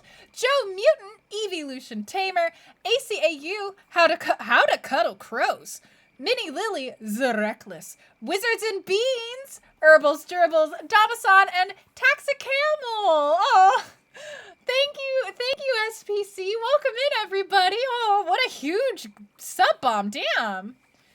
Damn, y'all. Damn. And there it was. They said the P.O. box didn't exist. It definitely does. It definitely does, as I've received a lot of mail. I'll just give you my actual address and you can just send it there. It'll be a lot easier that way. Anyways, I think. Yeah, you've sent me stuff before, so I don't... Whatever. Whatever. Yes, and if anybody has been gifted a sub for the first time, or more, and you want to come join us in the Discord, thank you for the 109 biddies, Dawn. If you want to come join the Discord, your sub will give you lifetime access to the Discord, even if your sub runs out. That's how you get it. There you go. Was it FedEx or UPS? Sometimes they don't like to deliver to P.O. Box. Really? How can they even call themselves a delivery service if they don't deliver to P.O. boxes? I mean, that makes sense though, Frank. I was like, it's been 2 months, surely. Surely this package.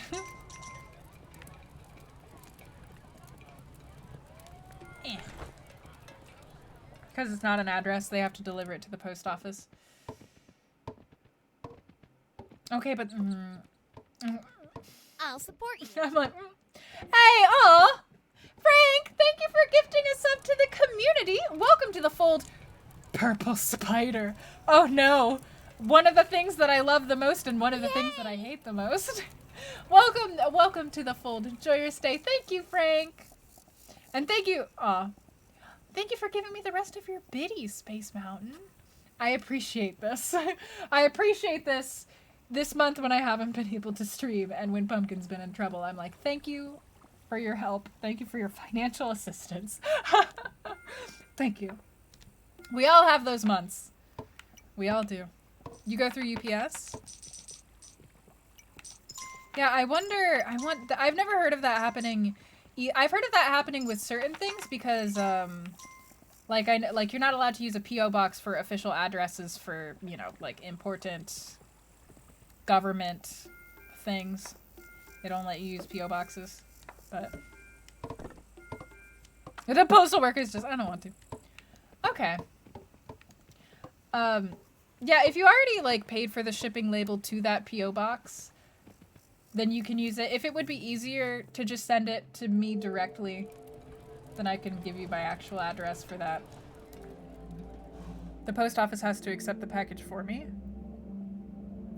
I mean, don't they have the legal authority to do that? I would assume. We have only a minute and 20 seconds left on the hype train, but we've already passed level 3. Oh, dang. Wow, okay. So I have one level 3 hype train emote, but I have all 5 of the level 4 hype train. What does this tell us about our hype trains, everybody? What has this told us about the fold hype trains?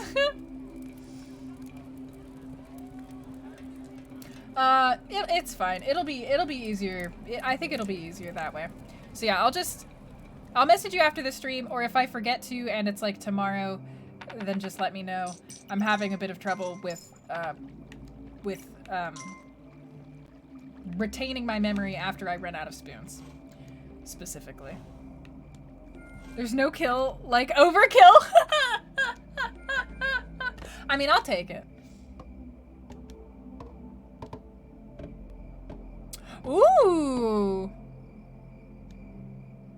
Oh, that's awesome! Congratulations, Krethian! That sounds really fun. They burn out at level 2 and 3?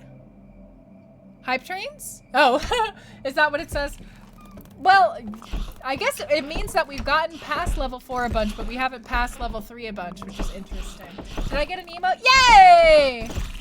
What is this emote? Is this a money emote? Oh, it's a coin emote. Apropos, that is a useful emote of the little hype coin that I've gotten. Thank you guys so much for the hype train. I appreciate that. Everybody's sneaking. One of the interesting thing about Twitch's hype train emotes is that, like, they have all these emotes. I feel like with emotes, I always want my emotes to fill a need, right? I want the emotes to be usable. And sometimes with, like, Twitch's own emotes, I'm like, what are you doing with this one? What is the circumstance in which I should use this emote? Nothing major has happened. We're still just building the ship. Haven't had any major issues thus far. Knock on wood. Knock on plywood. A train. A hype train, yeah, you did miss a hype train. Party emote.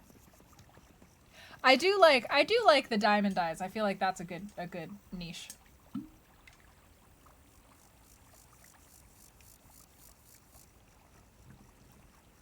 What's new with you? Did you end up getting your essay done, or are you taking a break?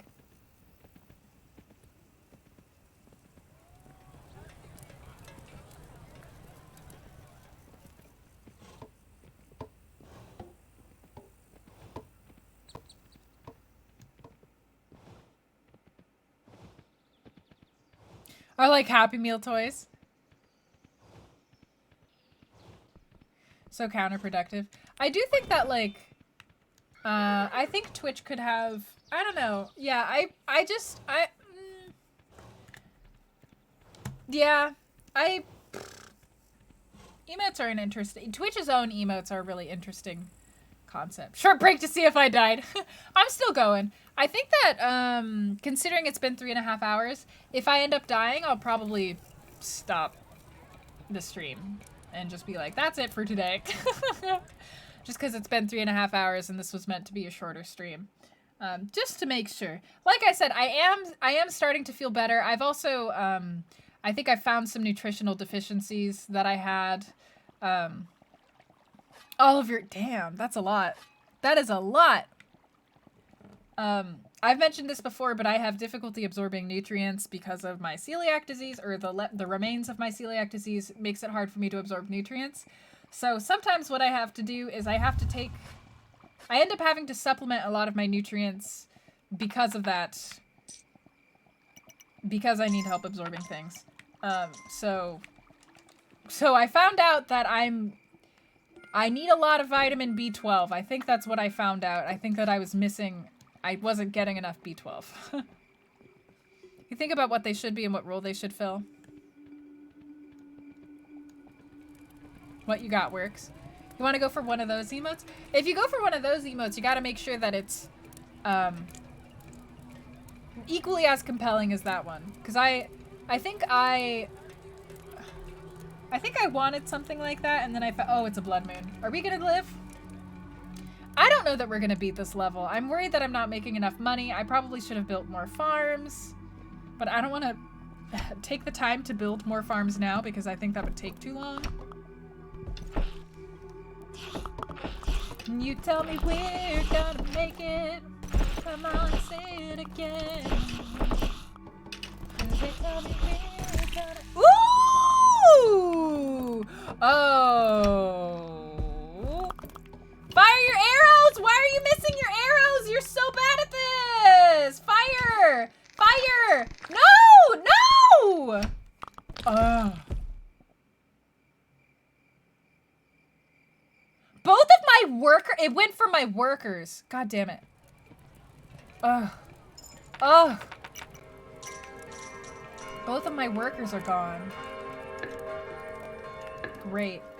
Good job, y'all.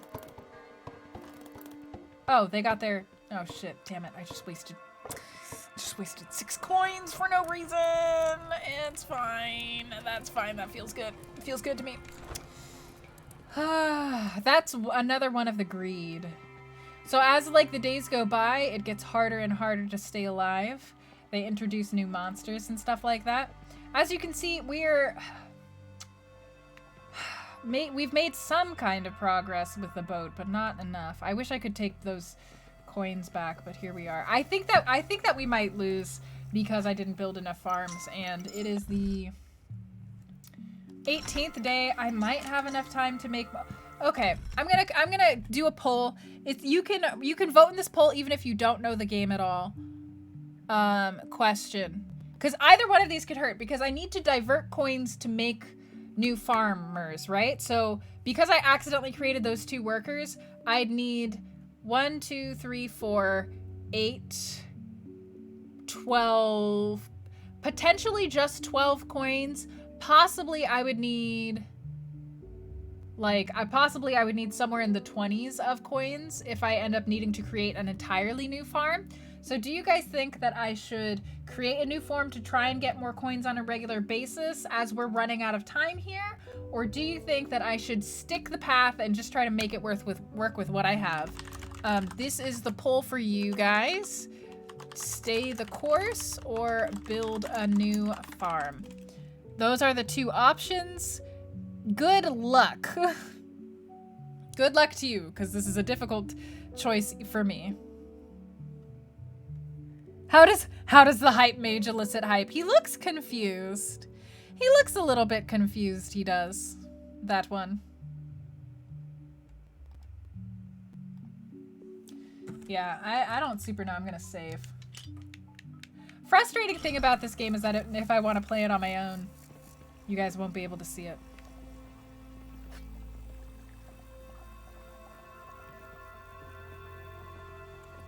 Ooh, odds are in the favor of build a new farm.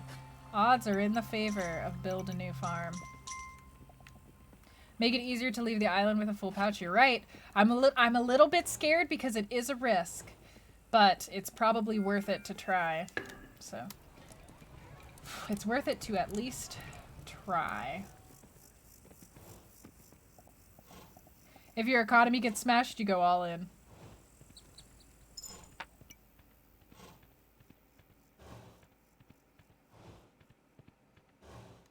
You missed a lot on the Minecraft server? Yeah, you did. Also, Frank, I am still trying to decorate the alchemist place. I genuinely have no idea how to decorate in Minecraft, and it is very intimidating to me, so I'm trying to build up to it. I don't know how to make any furniture in that game. Oh god, it might take... Oh, it's gonna take extra time for the farmers to get here.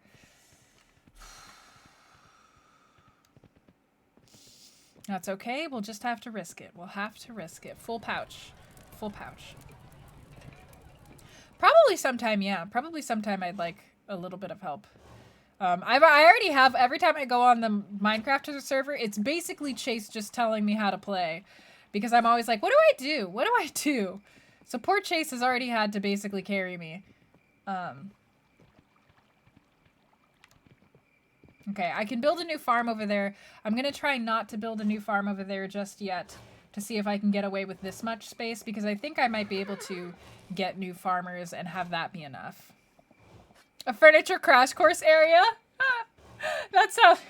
Yeah, a furniture shop. The furniture crash course area can be the furniture shop.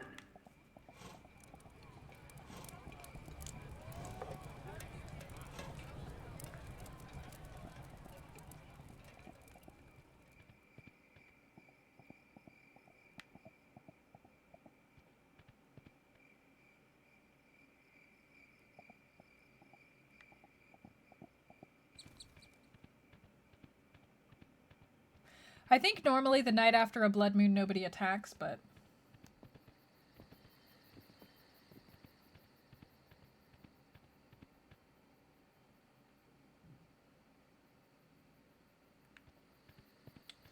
I've never seen them, like, emerge from their tents. I don't know if that's a thing that they do. Maybe I shouldn't be lurking here. Maybe it's like a watched pot doesn't boil. You need to keep your eyes away. It's unfortunate that we only have access to one vagrant camp, but it's awesome how close the vagrant camp is. Because, like I said, in my last game, both vagrant camps were at opposite ends of the map behind portals, and that was rough. So even though we only have, like, half of the manpower that we should, we're not doing too bad, thankfully.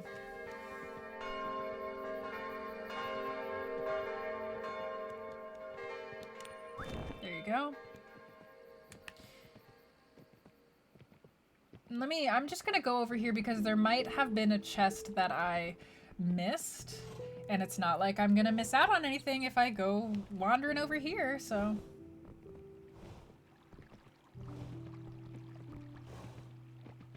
Eventually I'm gonna need to send them out so that they can attack.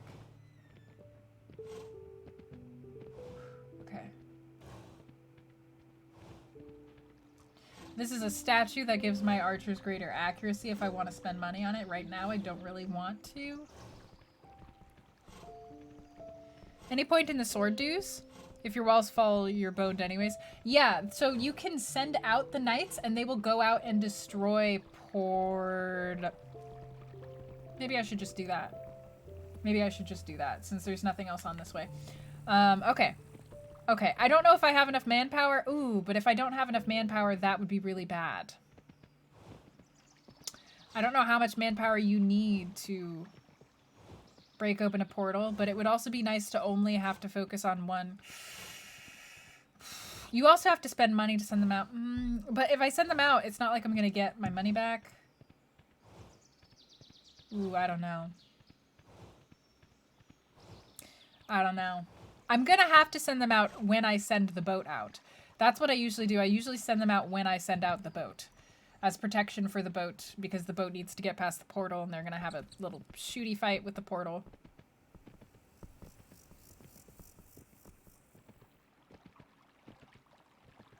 I guess I already got the chest. Don't see any new vagrants.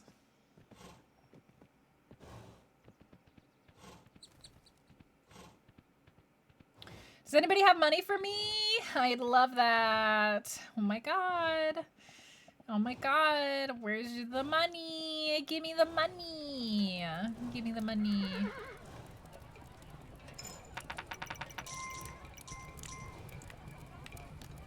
There we go.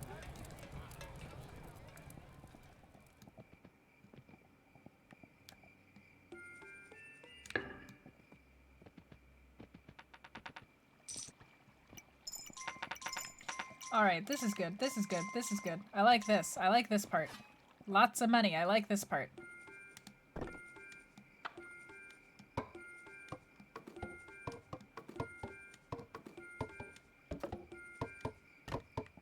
Okay, now we only have 2 gold coins left, so I'll keep these because I want to turn at least one of these into another farmer. Ducky ice? Ooh, is that like ice as in like how Germans spell ice cream? Thank you for following. Enjoy your apprenticeship here.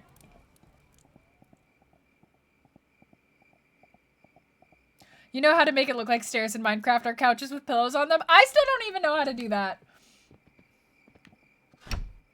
The coins falling into your pouch is really satisfying. Oh my god! Congratulations! Hell yeah, hang on. I'm gonna do a chariot dance to that.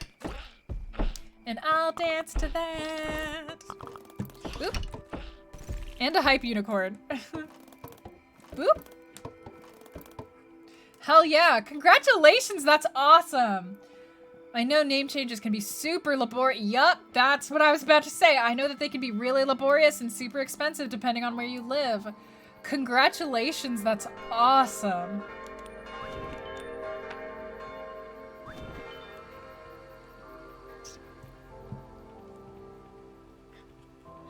That's great news. That's great news. It must feel really good. It must feel really nice.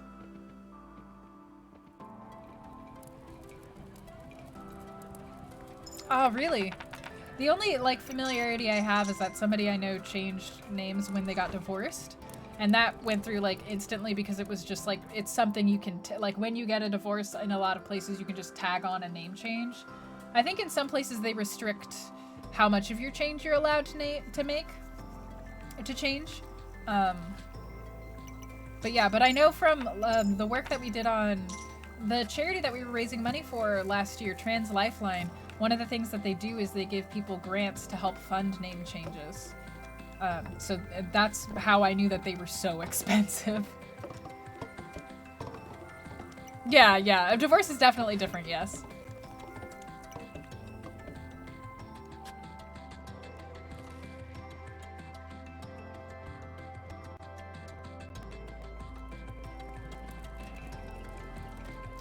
Oh, I'm nervous. It's day 20.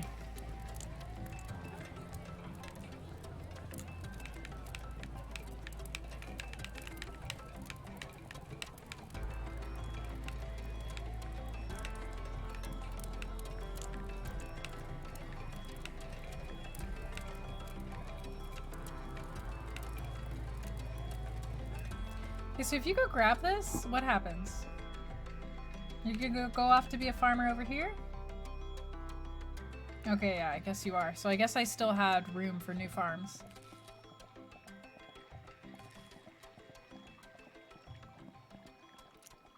It feels weird to see. I'm sure stuff like that is like a really weird feeling, but like probably like an awesomely weird feeling. I hope so anyways.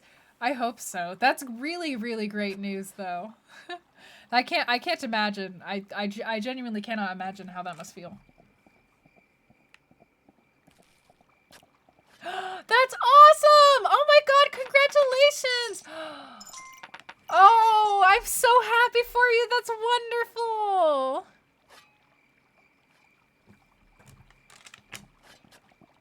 Was just yesterday. Wow.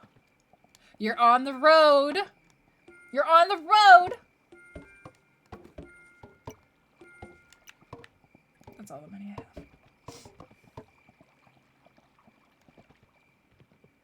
Boy, I hope that we don't die before the ship gets off the island.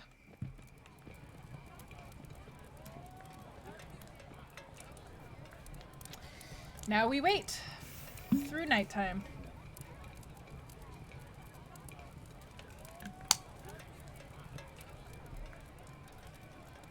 It makes sense that we're doing so amazingly this round because I got to play as a character who looks like me.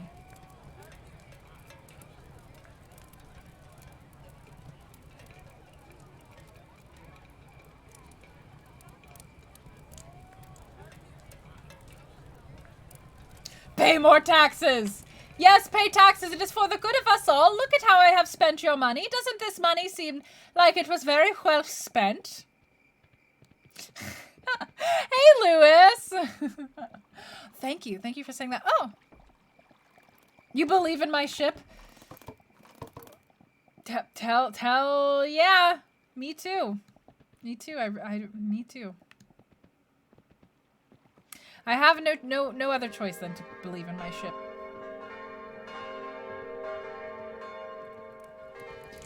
Pink demonias?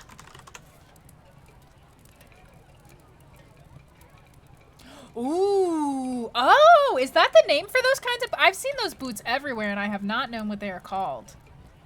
Dang, nice. Nice.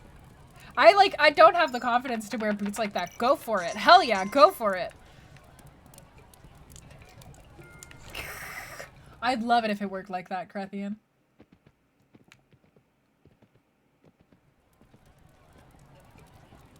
Be nice, but cheaper, not as expensive. Oh, they're a brand. Okay. Okay, got it. They look, at least when I Googled it, it showed up with a specific style. Maybe that's what they're most known for.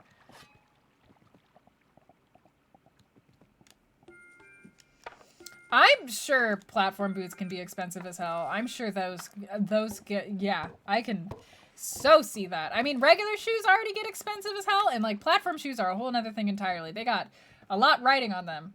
Your whole body. In fact. Aggressively cute.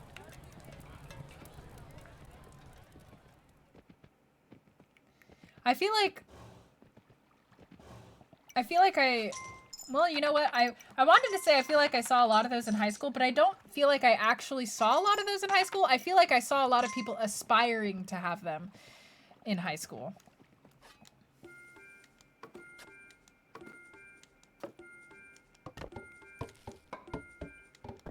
Oh, come on, we're so close, surely.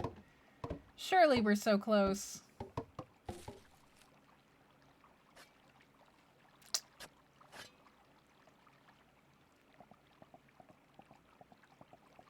The ones you got are a bit simple, but you like them and could probably customize them.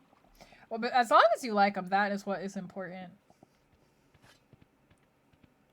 Platforms and trap pants? You're a couple of crazy emo trans kids. Okay. It's the style. Yeah, that's like my whole familiarity with platform boots is like, not just emo, but like scene and,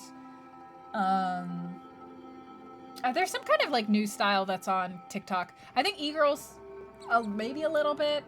I'm trying to talk about fashion like I know.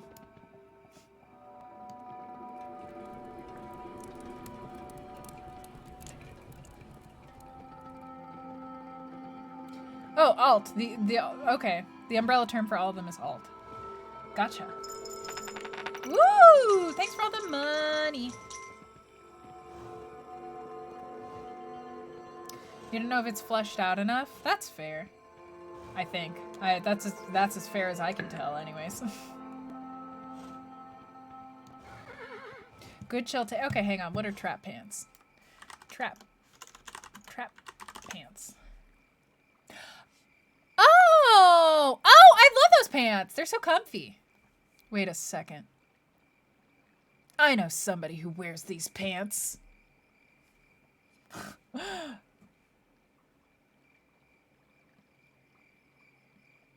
Okay, now that I'm looking at it, I'm seeing a lot of different kinds. Are there like trap jeans and trap like sweats? Is that how it works? Fashion is very fun, yeah. You right. Emo trap pants.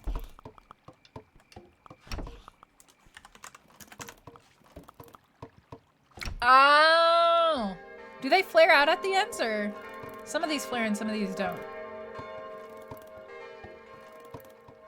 Yeah, I definitely, one of my friends from school had pants like that. Super long bag and got all the pockets and chains. Very, have we finished? Oh my god, I think we finished the boat. Or have we not?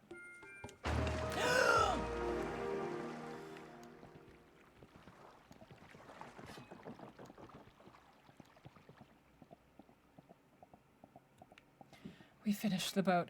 Okay, but finishing the boat is only the start. It's only the start. We have to see whether we can actually make it through. I'll support you. So the next difficult part starts here. Hey, Jacob, hi! Thank you for resubscribing. Welcome back to the fold. It's going. We're floating away. Come sail away with me. Cluttered and crusty and kind of gross looking, but in an aesthetic kind of, so like grunge, maybe not like actual grunge, but kind of grunge offshoot style. Nomura. No, yeah, no, that's pretty accurate, Ronnie. That's pretty accurate. Yes. Mm-hmm.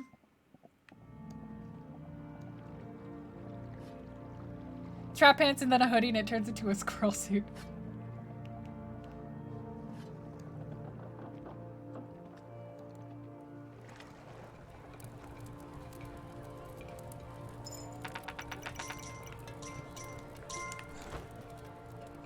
Okay, I think I might need some more archers to go on this boat with me. I'm gonna...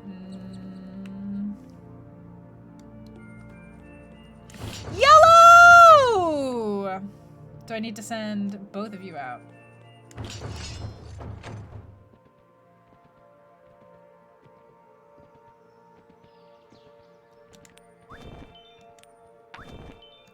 Okay, I'm gonna go and get some new archers and then be on my way.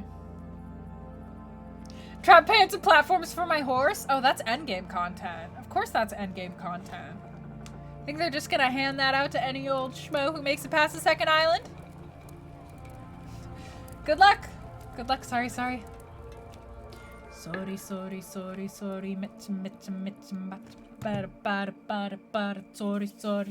baby. That's your K-pop for the day? I don't actually know what the lyrics are, so... Aside from sorry.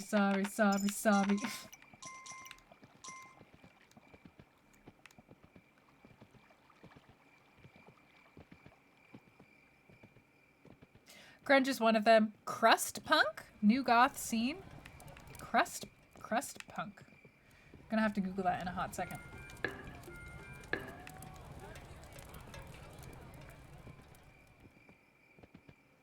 How are we doing? That's not a great sign. Oh! Oh, I might have killed us all! I might have literally killed us all! Oh no! I fucked up big time! Oh no! Why did I do that? Never mind, we got this! We got this, here you go! Here you go, you got some money, good for you!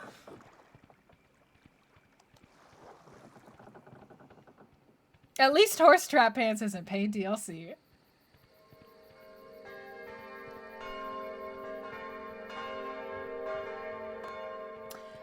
So how are my knights doing? Are they like all dead or what? Ooh, this is bad sign. This is bad sign. Bad sign, bad sign. How about you? Ooh, bad sign. Bad signs. I don't have any more money to give you guys. Bad signs. That man deserves a promotion. He does. Truly, he does. Oh, there's... All right. No, you're still going. Good job.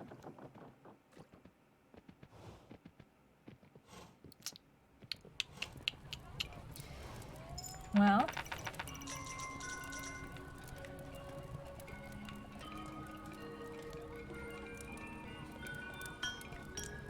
Lost all of them. This is why I like wasn't sure if that would happen, and then it did, and now I regret it. But I guess I found out the answer to my question.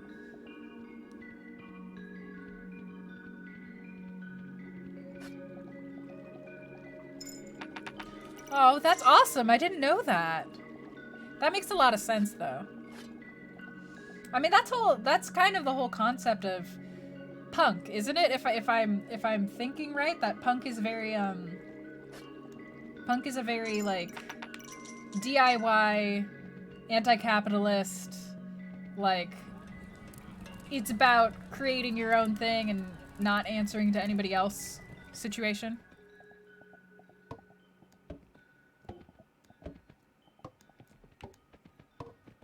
Counterculture?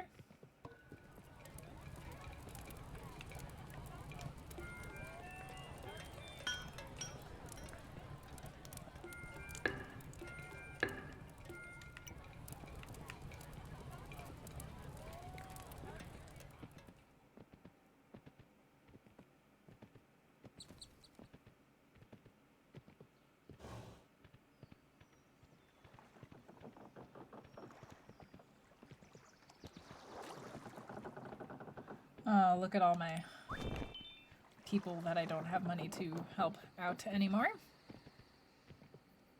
To go against, yeah, unsustainable. Yep. Anti-system, anti-capitalist, anti-cop. Very heavy with DIY and thrifting. Yeah. That's what I thought. That's what I thought was the whole spirit of punk. Yeah. That's my understanding of it. As somebody who's not in the culture but has heard of it from people who are.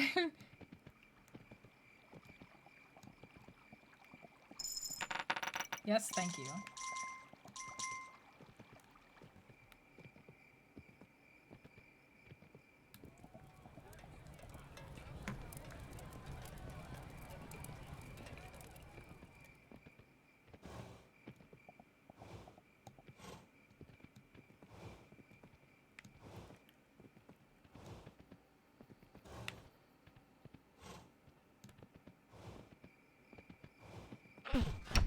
Damn it. Another worker down.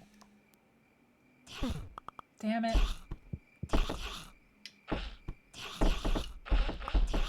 Oh no! Oh fuck, my worker who launches the catapults are... I thought that we were gonna make it. But I don't think we're gonna.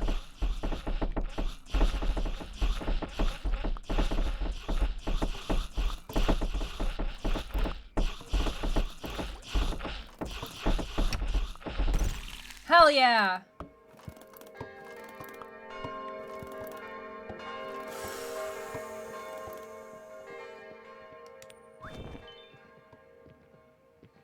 Let me go get all my vagrants. Alright, this went from going really well to going poorly, and this is my own bad. I have nobody to blame for this but myself.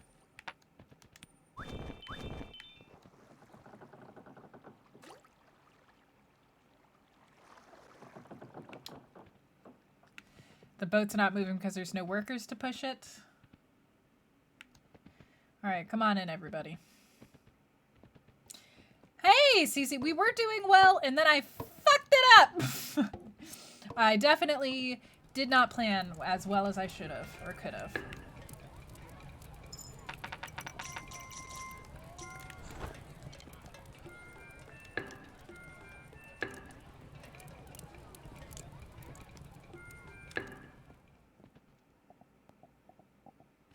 What are you guys doing over here? Did we lose a wall down here too?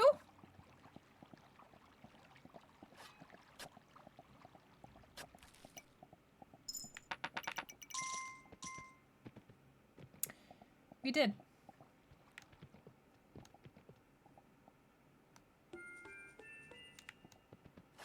Makes sense. I didn't have any workers to repair it.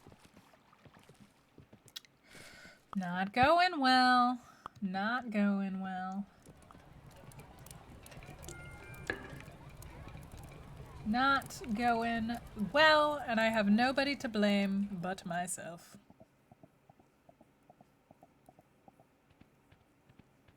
Nobody to blame but myself.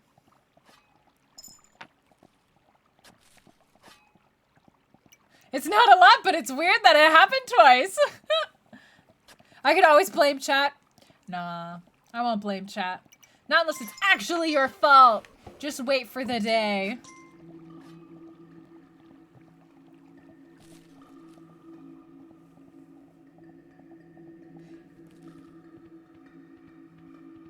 support the theory.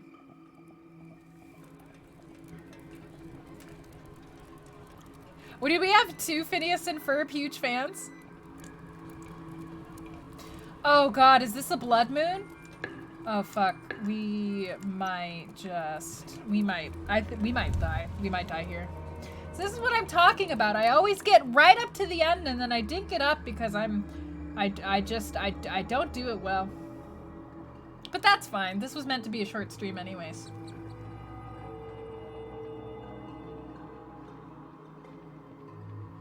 Oh yeah, I love this game. I've already played this game a bunch. But it's a roguelite, so you're supposed to like have one playthrough and try to make it to the end, so it gets more difficult and, you know, it's a game where you expect to fail a bunch before you win.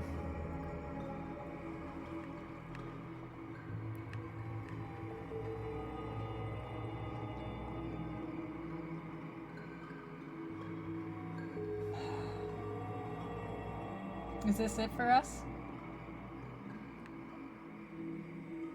Oh shit, are they coming from this side?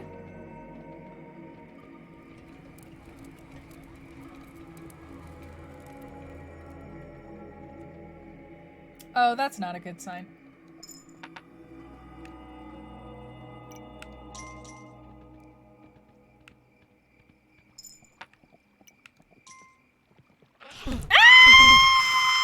Ah! Fuck. They took all my money.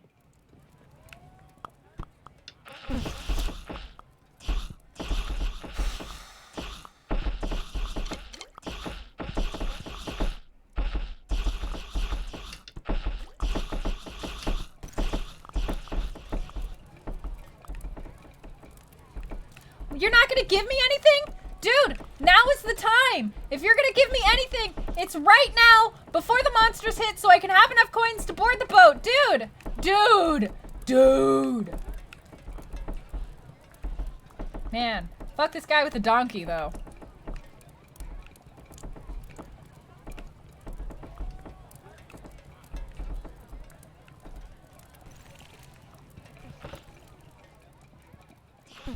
Alright, well. I don't have enough coins to make it to the next level, so I think that we might have lost.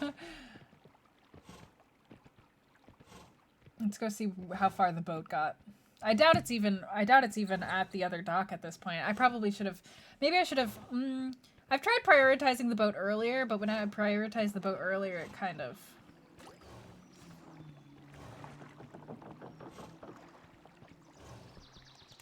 Still not at the dock. I'll head back because there is a slim chance that they were able to kill the other monsters. If they weren't able to kill the other monsters, we're doomed. So, let's go see.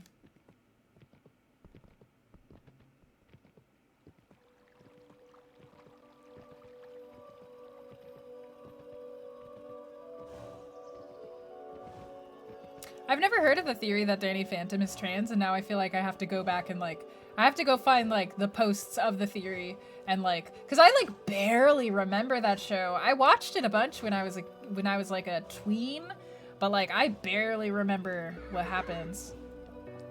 So I want to know.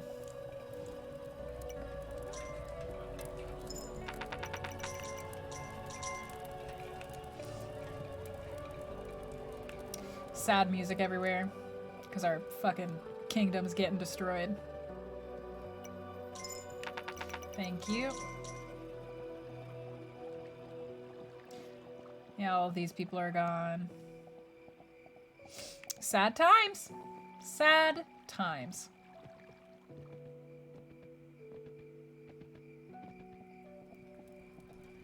Fairly Odd Parents. Oh, Tough Puppy? I've never heard of that show. I have seen Fairly Odd Parents and I do like it.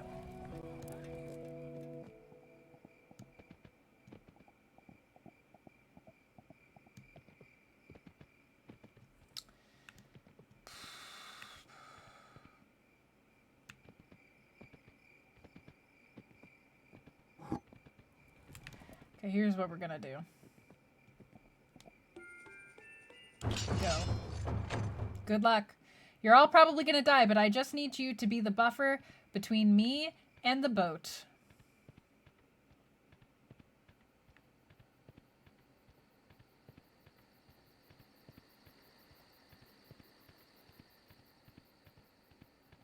It is the night after a blood moon, though, so we might have some safety from that. All these workers are coming back, which makes me think that maybe the boat made it to the end. Unless the boat, like, got freaking destroyed or something. Can the boat get destroyed?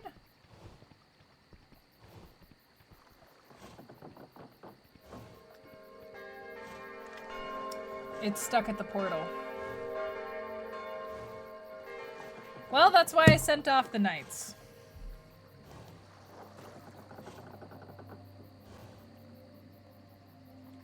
You don't know how to interpret that. That's very true. That is a Is the kingdom screwed? We might be, but you know, it ain't over till the It ain't over till the crown is taken off my head, I guess. All right, it's over.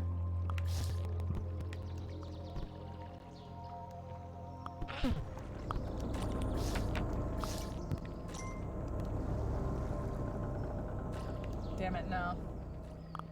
I don't think we're gonna be able to make it happen.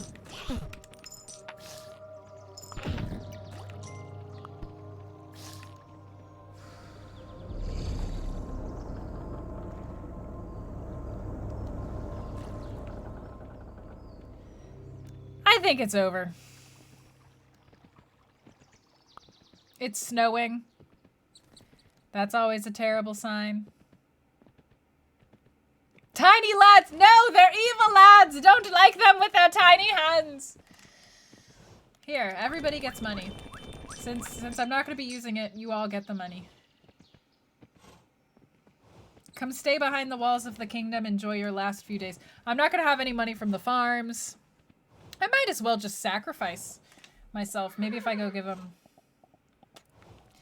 Dang, this is the end of my queen's run. This is the end of me being a black lady queen. Which I was very excited about. Because I played a lot of white dudes before this. And a black dude. But I wanted to be a me. Nah, we are doomed. We are doomed. Well, that's fine. That's fine. That's great. It's fantastic. Only giving all their money after they're about to die. Shh, shh. Sorry. No, shh, sorry, listen. It's not like that. Don't let me in with them. It looked like I was doing well. I was doing well, and then I made one fatal error, which is just the way that it works with roguelikes like this. They're real rough if you mess up. The first island's pretty forgiving, though. So, I'm just gonna wait here, and my character's gonna die when they die. And we can start winding down the stream, I guess. So would you guys like to share one good thing that happened to you today, or one good thing you're looking forward to tomorrow? We'll still have a little bit of a chat wind down, but I'm just curious about how long this kingdom is gonna last if I just stand here and don't do anything. I'm willing to bet we're gonna lose immediately. I think we're gonna lose immediately. So, let us see. Let us all see.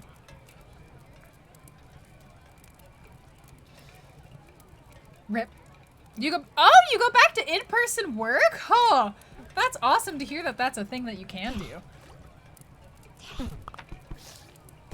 Wap, wap, wap.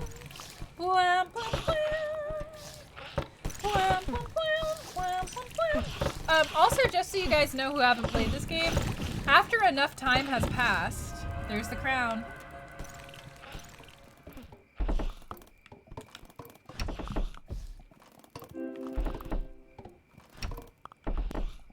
After enough time has passed, they send out, like, basically an unkillable monster to kill you. So that's the other thing about this game. There's only a certain number of days that can pass before you're doomed.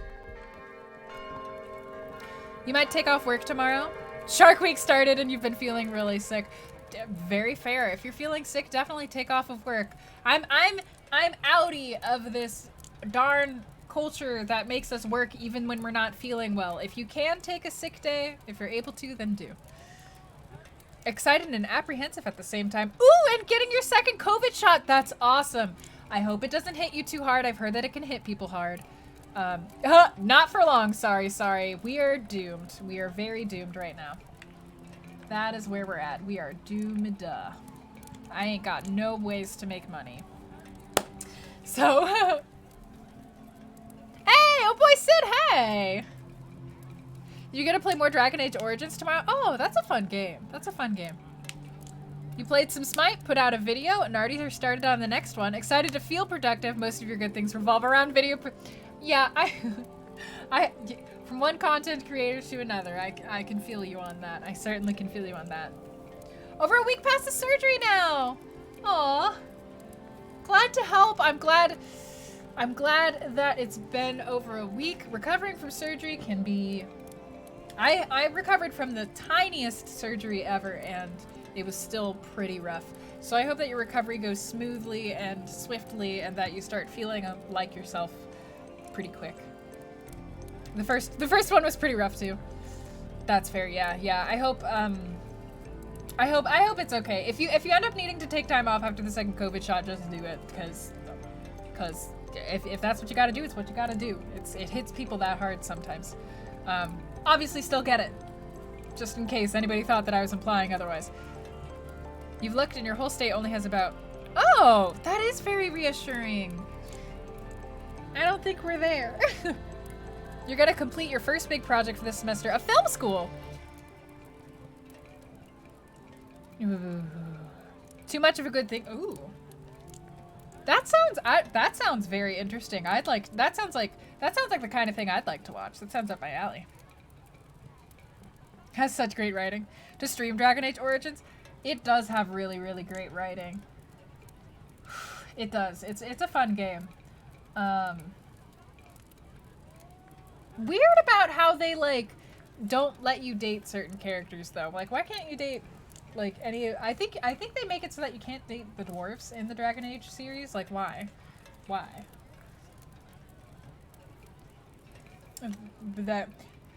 Man, I'm glad, well, that's fine. I hope that we progress past the point where we're like, haha, dwarf woman with a beard. You know what I mean?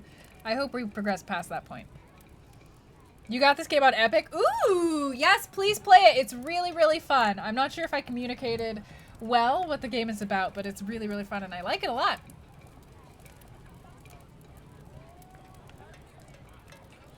You swear to God. Well, if you have one that is really rough, then definitely, Max, I can agree with that, because I have endometriosis, so that shit was literally impossible to function with. So definitely, I know, because I have some friends who just don't feel they're fine the whole time. Envious. You can play dwarf and date whoever.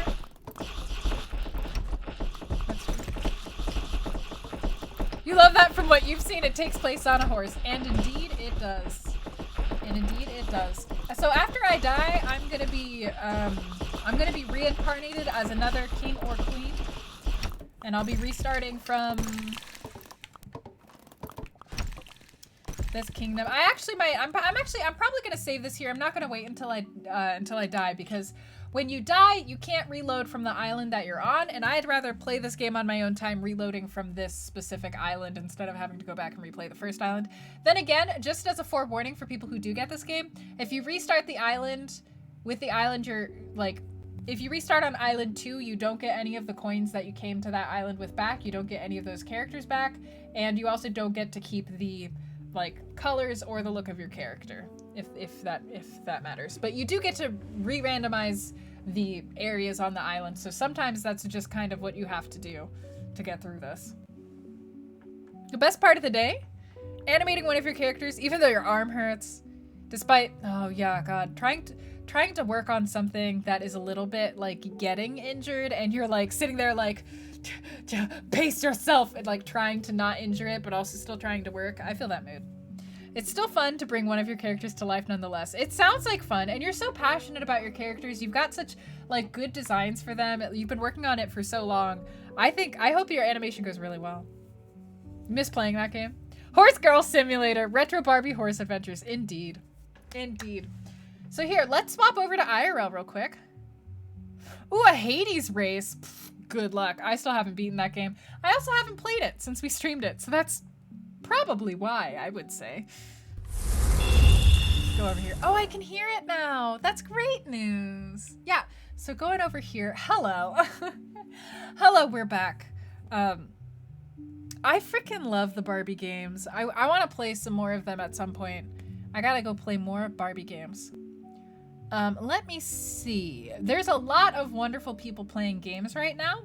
And I think the person I'm gonna raid... There's a lot of charity streams happening, and that is a good deal. So, yeah, I think we're going to raid. Is there any... Okay, I don't know whether this person has played this game before.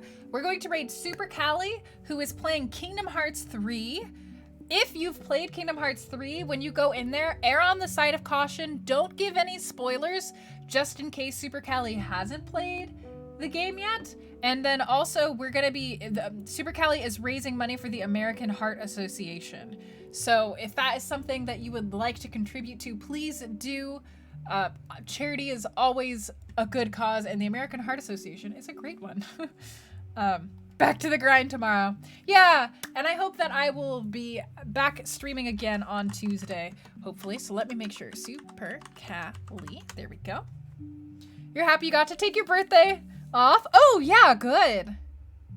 I want to try a crowd control game at some time. You got introduced to all the body games. Oh, to all the Barbie games. Listen, they're really fun. A lot of people like to shit on Barbie games because they're easy to shit on. It's easy to be like, oh, Barbie games, they're girly. And that's reductive. A lot of the Barbie games were fun. Not all of them. Some of them were better than others. Detective Barbie for the win. But I'm just saying. It's not a new transition, but it is an amazing one. I can let you know who made that for me if you're interested at all. But yes, thank you guys so much for coming out to the stream. I hope to see you again on Tuesday at 3 p.m. PT. These are my socials. If you haven't, it was Connor. Cold complaints. These are my socials. If you haven't checked out my socials, please check them out and give them a follow. We have the archive channel with all our VODs, my TikTok, my Twitter, the Patreon with all the narrative design analysis videos, all that good stuff.